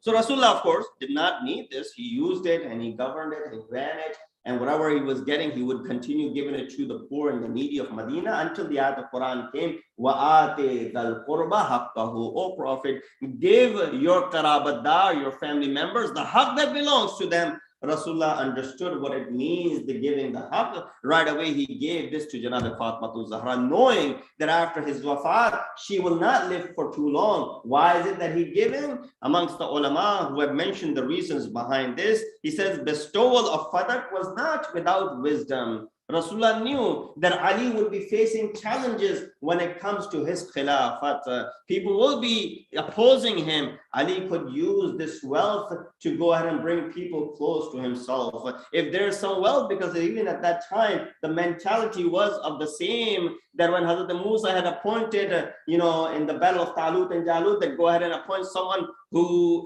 would be king upon us. They said, how come this person does not have any wealth? How come this person is not, donning the clothes of the kings? He said this person has ilm and he has taqat. The same mentality existed. So Rasulullah said the bestowal of this was for the reasons that Amirul Mu'mineen would go ahead and use it as far as his campaign is concerned to bring people closer to himself. Hence, Fadak was given to Janab Fatima Zahra during the lifetime of the Prophet. She used it for her expenses and she continued to go ahead and give to the poor and the needy in the surroundings. With that understanding, now you know what Fadak is. Now you know where Fadak is located. Now you know who gave this Fadak to Rasulullah and why it was given.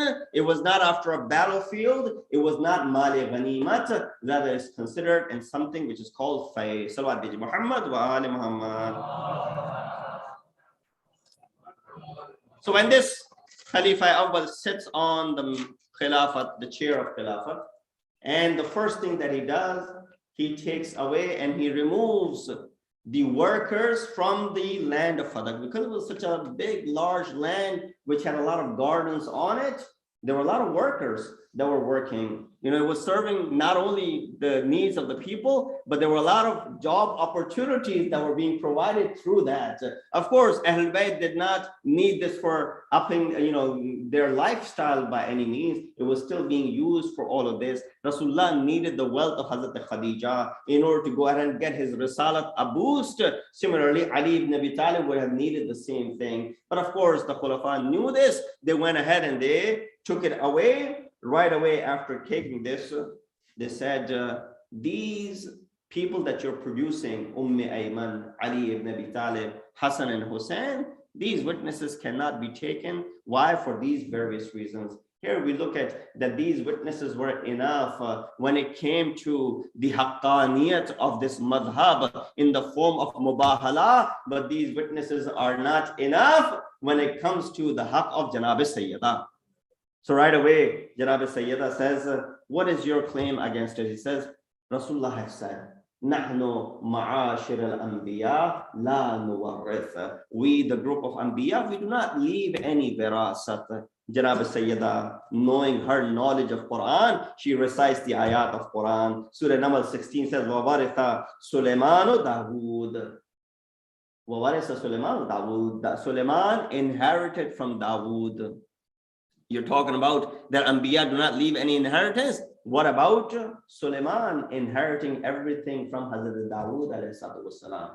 Here, maybe someone would say, well, it's a ma'asum, it's a Nabi inheriting from another Nabi, which is okay, which is also not a very solid argument against, but nonetheless, she recited this to be the first ayat. Second, they said, if that's the case, fine. She recited another ayat of Surah Nisa, ayat number 11. She said, Yusikum Allah fi awladikum liddakare mithlu hazzil unsayin. Allah enjoins you concerning your children, for the male shall have the like of the share of the two females. Again, Khalifa Awwal is listening to these claims. Amirul Mu'mineen then comes forward and he gives this istidlal. He says, oh, Abu Bakr, imagine, and usually the example back in the day would be given as Zayd and so and so. He said, imagine if a person by the name Zayd, had some money, and I claim that this is my money. And if we come to you to go ahead and be judged between me and Zayd, who would you ask for bayyana and dalil and witness? Me or Zayd? If Zaid already had possession of the money, I am claiming that this is my money, who are you going to go ahead and ask for witness to be produced by? Zaid, who already has the possession of something? No, you're going to ask me to produce the witness. What is your witness that this is your money? Zaid is already the holder and the possessor of this money. You are the one who's making this claim that this is yours. Go ahead and produce the witness. He says, in this case, Janab Sayyida already had Fadak in her possession. When she was the owner of this thing, how is it that you go ahead and ask her to produce any witnesses in the first place?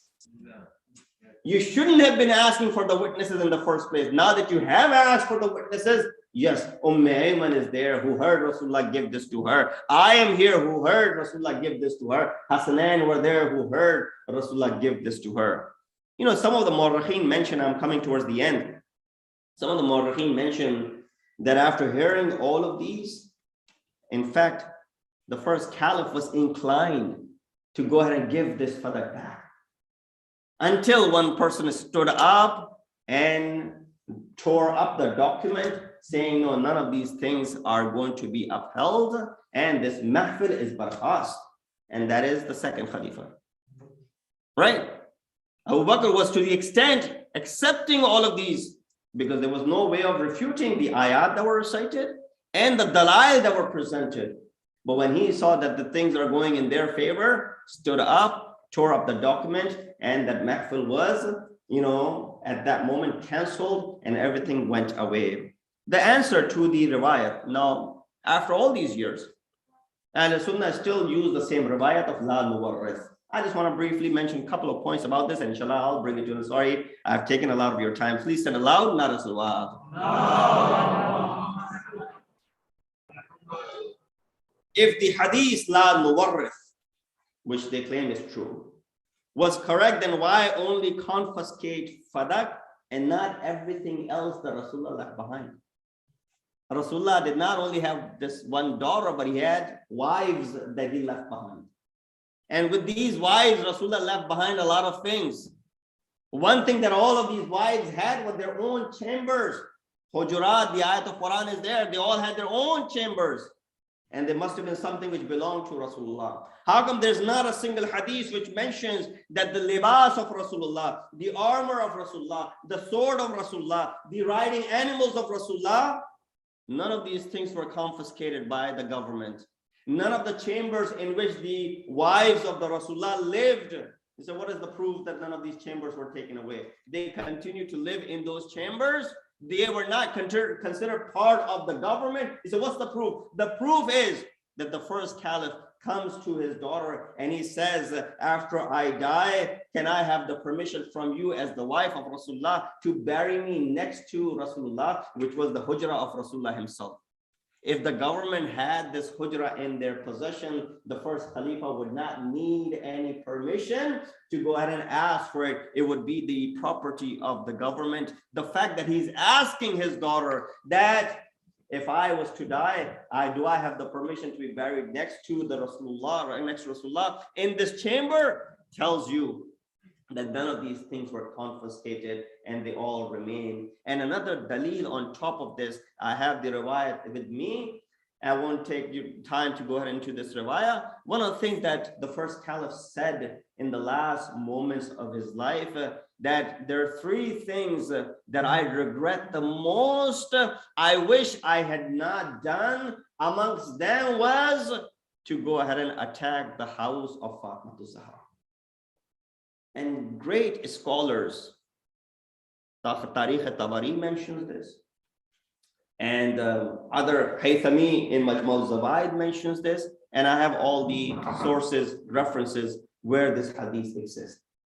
One of the things that he's saying, whether true or not, whether he believed in it or not, or whether there was real regret in it or not, that is aside from the point. But the riwayat says that the first Khalifa is saying that amongst the three things, one of the things that I regret that I should not have done, lam akshif bayt Fatima. I wish I had not attacked the house of Fatima Zehra. Yes. This is the point that we were at last night when we were talking about the musibat of Janab Sayyidah.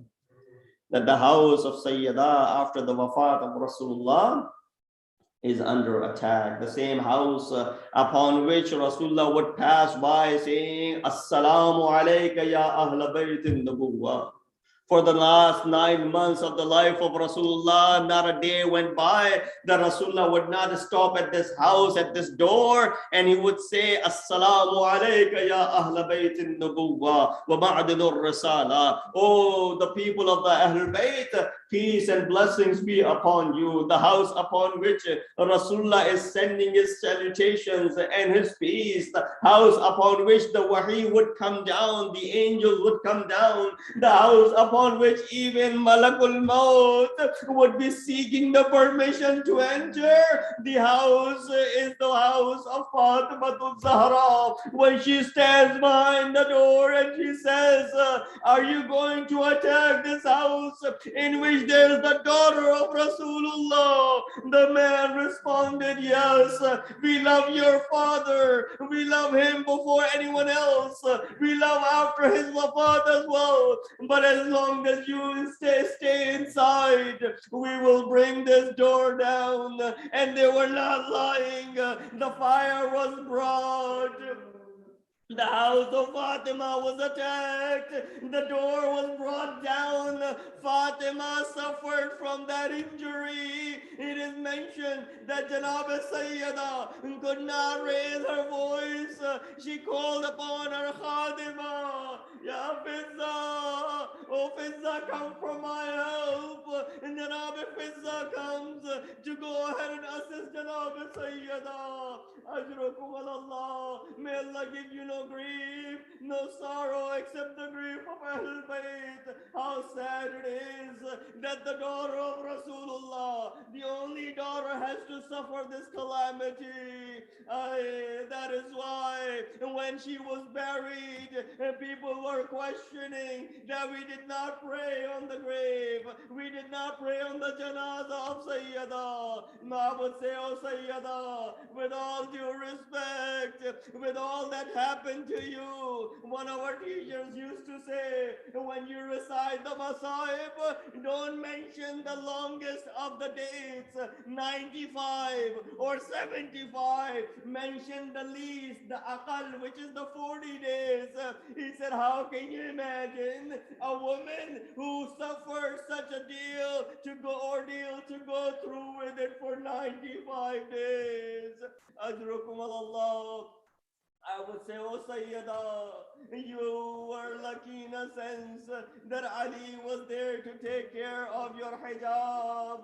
Ali was there. Your daughters were, when they were weeping at you, Ali ibn Abi Talib would take Janab Zainab to your grave in the darkness of the night, turn off the lamp when they would be at the grave of Sayyidah. But come to Karbala, oh Sayyidah, you had threatened to remove your hijab. Nobody dared to question Ali for the bayat for the next 50 years. Zainab's hijab was removed. No one dares to go ahead and ask for bayat until the day of judgment. Ala la'natullah al-qawmi al-zalimin. Wa sayalamu alladhina zalamu ayya munqalibin yanqalibun. Inna lillahi wa inna ilayhi raji'un. Barla हम इस बात को फरमा हम गुनाहगार हमारे गुनाह से तौबा फरमा हमें अहले बैत अलैहिस्सलाम के नक्शे कदम चलने की तौफीक फरमा हमें उनकी तालीमात पर अमल करने की तौफीक फरमा हमें उनके ज़ुहूर में ताज़ी फरमा हमें उनके अनवार आसार शुमार रब्बना तक़ब्बल मिन्ना इन्नका अंतस समीउल अलीम मा तुलमुसा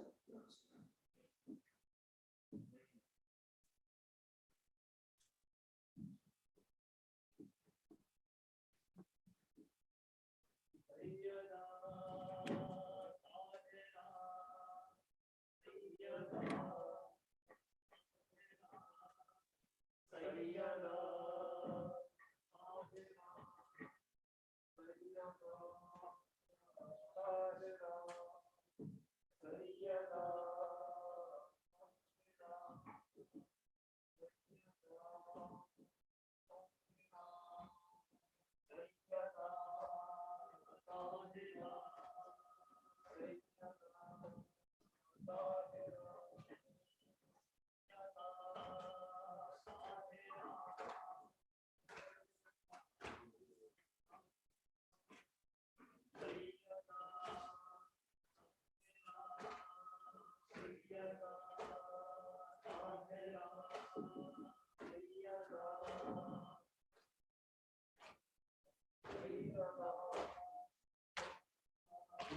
یہ غربت علی ہے، یہ غربت علی ہے، یہ غربت علی ہے، یہ غربت علی ہے، یہ غربت علی ہے، یہ غربت علی ہے، یہ غربت علی ہے، یہ غربت علی ہے، یہ غربت علی ہے، یہ غربت علی ہے،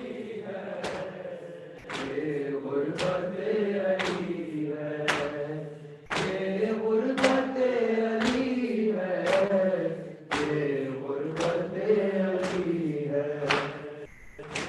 غربت علی ہے، یہ غربت علی ہے، یہ غربت علی ہے، یہ غربت علی ہے،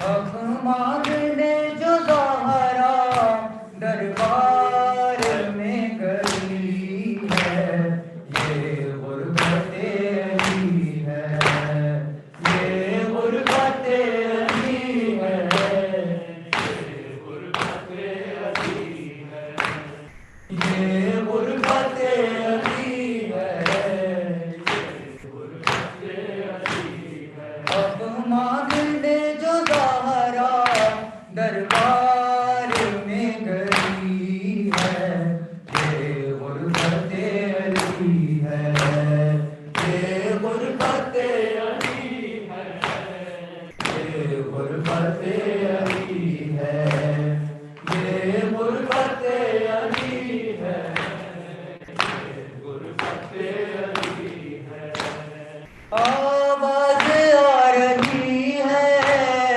میں بنت مصطفیٰ ہوں، دعوت کلمہ گویوں میں ہی تو فاطمہ ہوں، پہچاننے سے دنیا انکار کر رہی ہے، یہ غربت علی ہے، یہ غربت علی ہے، یہ غربت علی ہے، یہ غربت علی ہے، یہ غربت علی ہے، سن کر سلام حیدر کوئی نہیں ہے رکتا، واجب نہیں سمجھتا کوئی جواب دینا، افسوس فاطمہ بھی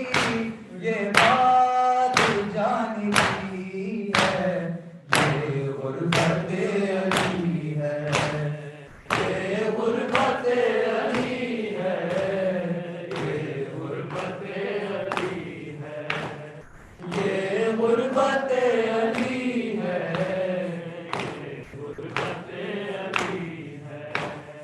مسجد میں سر جھکائے مولا کھڑے ہوئے ہیں، حاکم کی تہمتوں کو جا کر سن رہے ہیں، صدیقہ سب کے آگے جھٹلائی جا رہی ہے، یہ غربت علی ہے، یہ غربت علی ہے، یہ غربت علی ہے، یہ غربت علی ہے، یہ غربت علی ہے، پہلو بھی ہے شکستہ، ہاتھوں پہ بھی ہے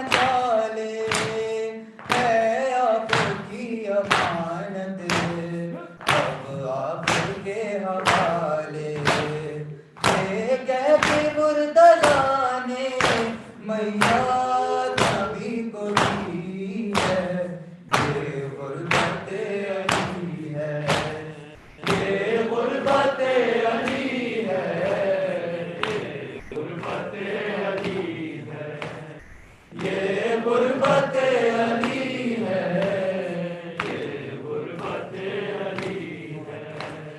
کیسے لکھے تکلم غربت علی ولی کی، راجا صابروں کے دربار میں گئی تھی، بیٹی شرابیوں کے دربار میں گئی ہے. یہ غربت علی ہے، یہ غربت علی ہے، یہ غربت علی ہے، یہ غربت علی ہے، یہ غربت علی ہے.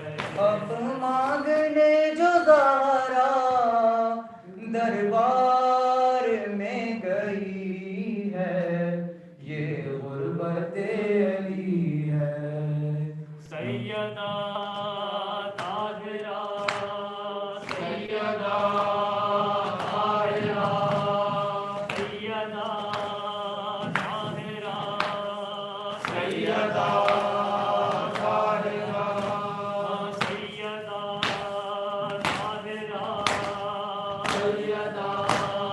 طاہرہ، سیدہ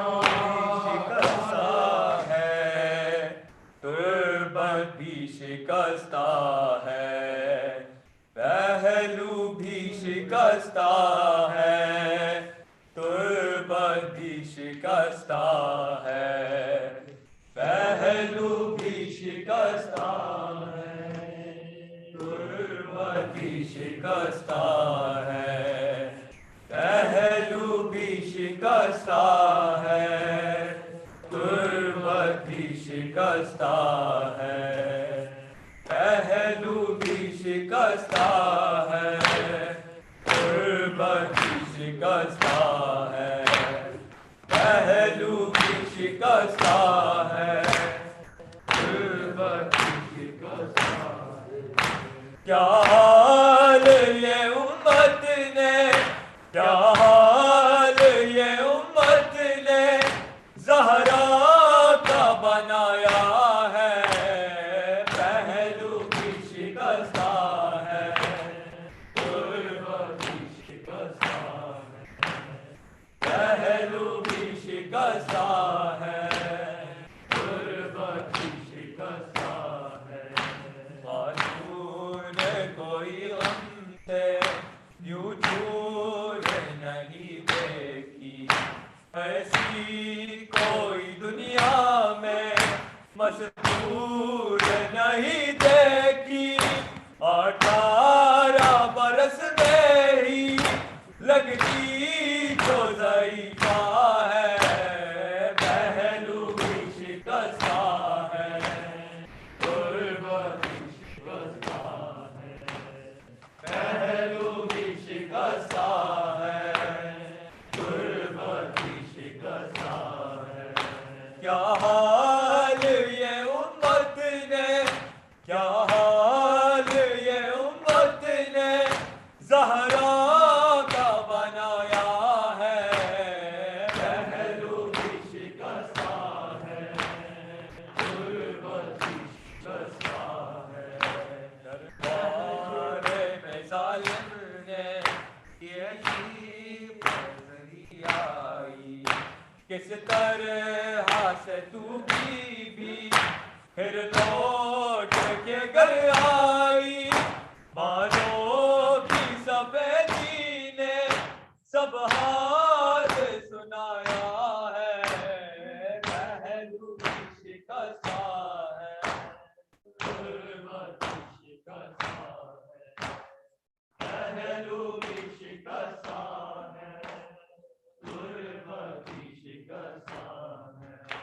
دور ہوتی رہی گھر میں حیدر سے بھی چھپ چھپ کے، عصمت کی طرح دکھ بھی پردے ہے تیرے، کچھ درد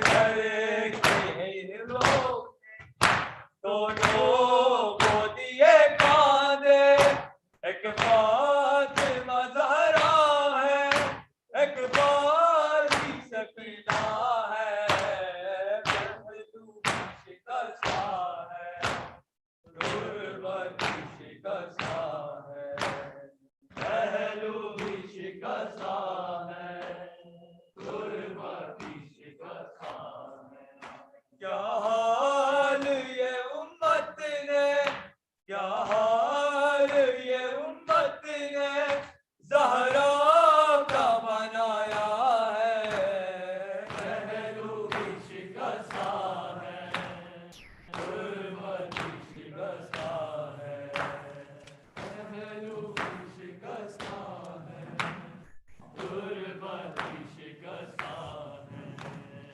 सैयदा ताहिरा सैयदा ताहिरा सैयदा ताहिरा सैयदा ताहिरा सैयदा ताहिरा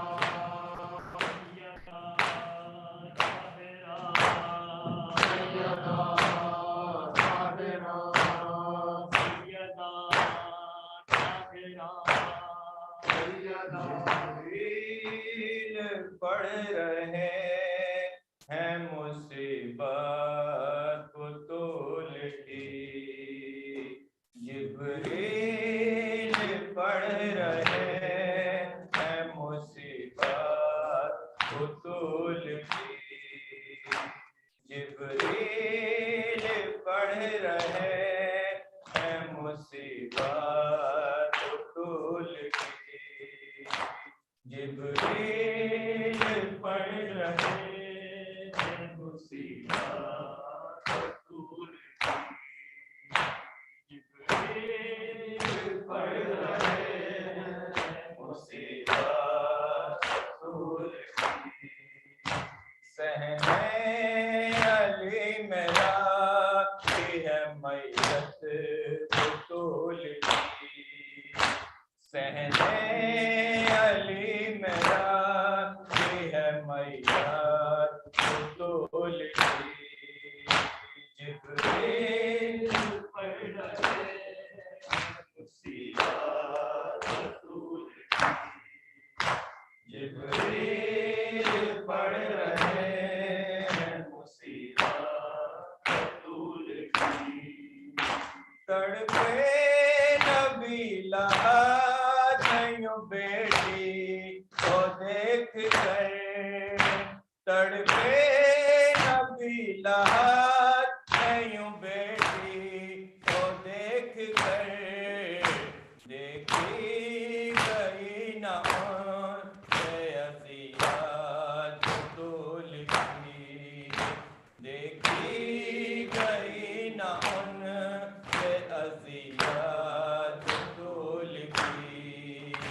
जिब्रील पढ़ रहे हैं मुसीबत को तोल की जिब्रील पढ़ रहे हैं मुसीबत को तोल की माता को ना है आलम फज़ाएं हैं सोगवार माता को ना है आलम फज़ाएं हैं सोगवार गिरिया को ना है साहिर आयत तोल की गिरिया को ना है साहिर आयत तोल की जिब्रील पढ़ रहे हैं मुसीबत को तोल की जिब्रील पढ़ रहे हैं मुसीबत को तोल की माँ से लिपट लिपट के ये ज़ैना की है बुका माँ से लिपट लिपट के ये ज़ैना की है बुका ले ना जा अली की ये फुरक़त तोल की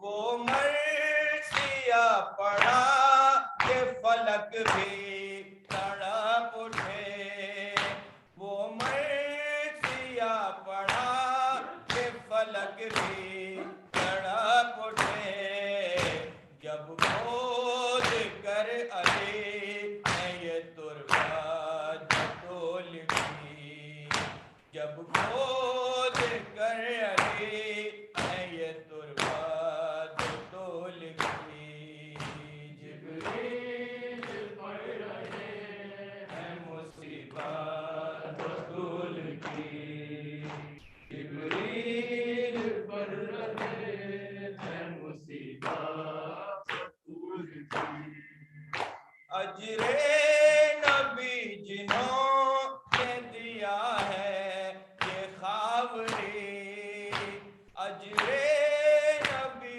جنہوں نے دیا ہے یہ خاوری پڑھتی رہے گی ان پہ یہ لعنت ڈول کی پڑھتی رہے گی ان پہ یہ لعنت ڈول کی جبریل پڑھ رہے ہیں مصیبت ڈول کی جبریل پڑھ رہے ہیں مصیبت ڈول کی سیدہ طاہرہ سیدہ طاہرہ سیدہ طاہرہ سیدہ طاہرہ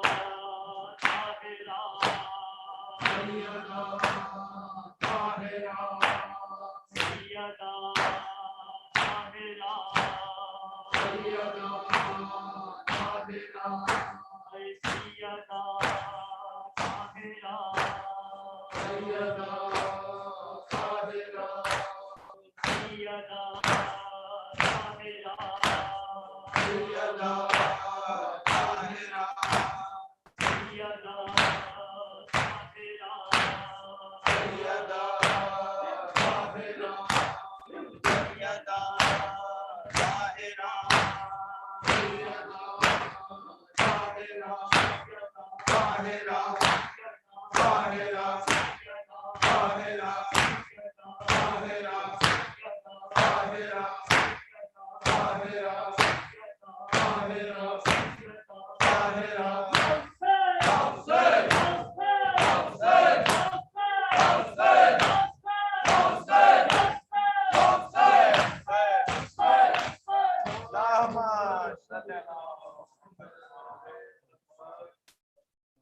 السلام عليك يا نبي الله السلام عليك يا رسول الله السلام عليك يا حبيب الله وعلى عمك أمير المؤمنين وعلى ابنتك فاطمة الزهراء سيدة نساء العالمين وعلى ولديك الحسن والحسين سيد شباب أهل الجنة وعلى تسعة المعصومين من ذرية الحسين السلام عليكم ورحمة الله وبركاته السلام عليك يا غريب الغرباء السلام عليك يا معين الصرفاء والفقراء السلام عليك يا شمس الشموس وريس النفوس أيها المدفون بأرض الكوس السلام عليك يا علي بن موسى ورحمة الله وبركاته السلام عليك يا صاحب الاسم والزمان السلام عليك يا إمام الإنس والجان السلام عليك يا شريف القرآن السلام عليك يا إمام زماننا عجل الله تعالى فرجه وسهل الله مخرجه وجعلنا من أنصار قرآنه السلام عليك ورحمة الله وبركاته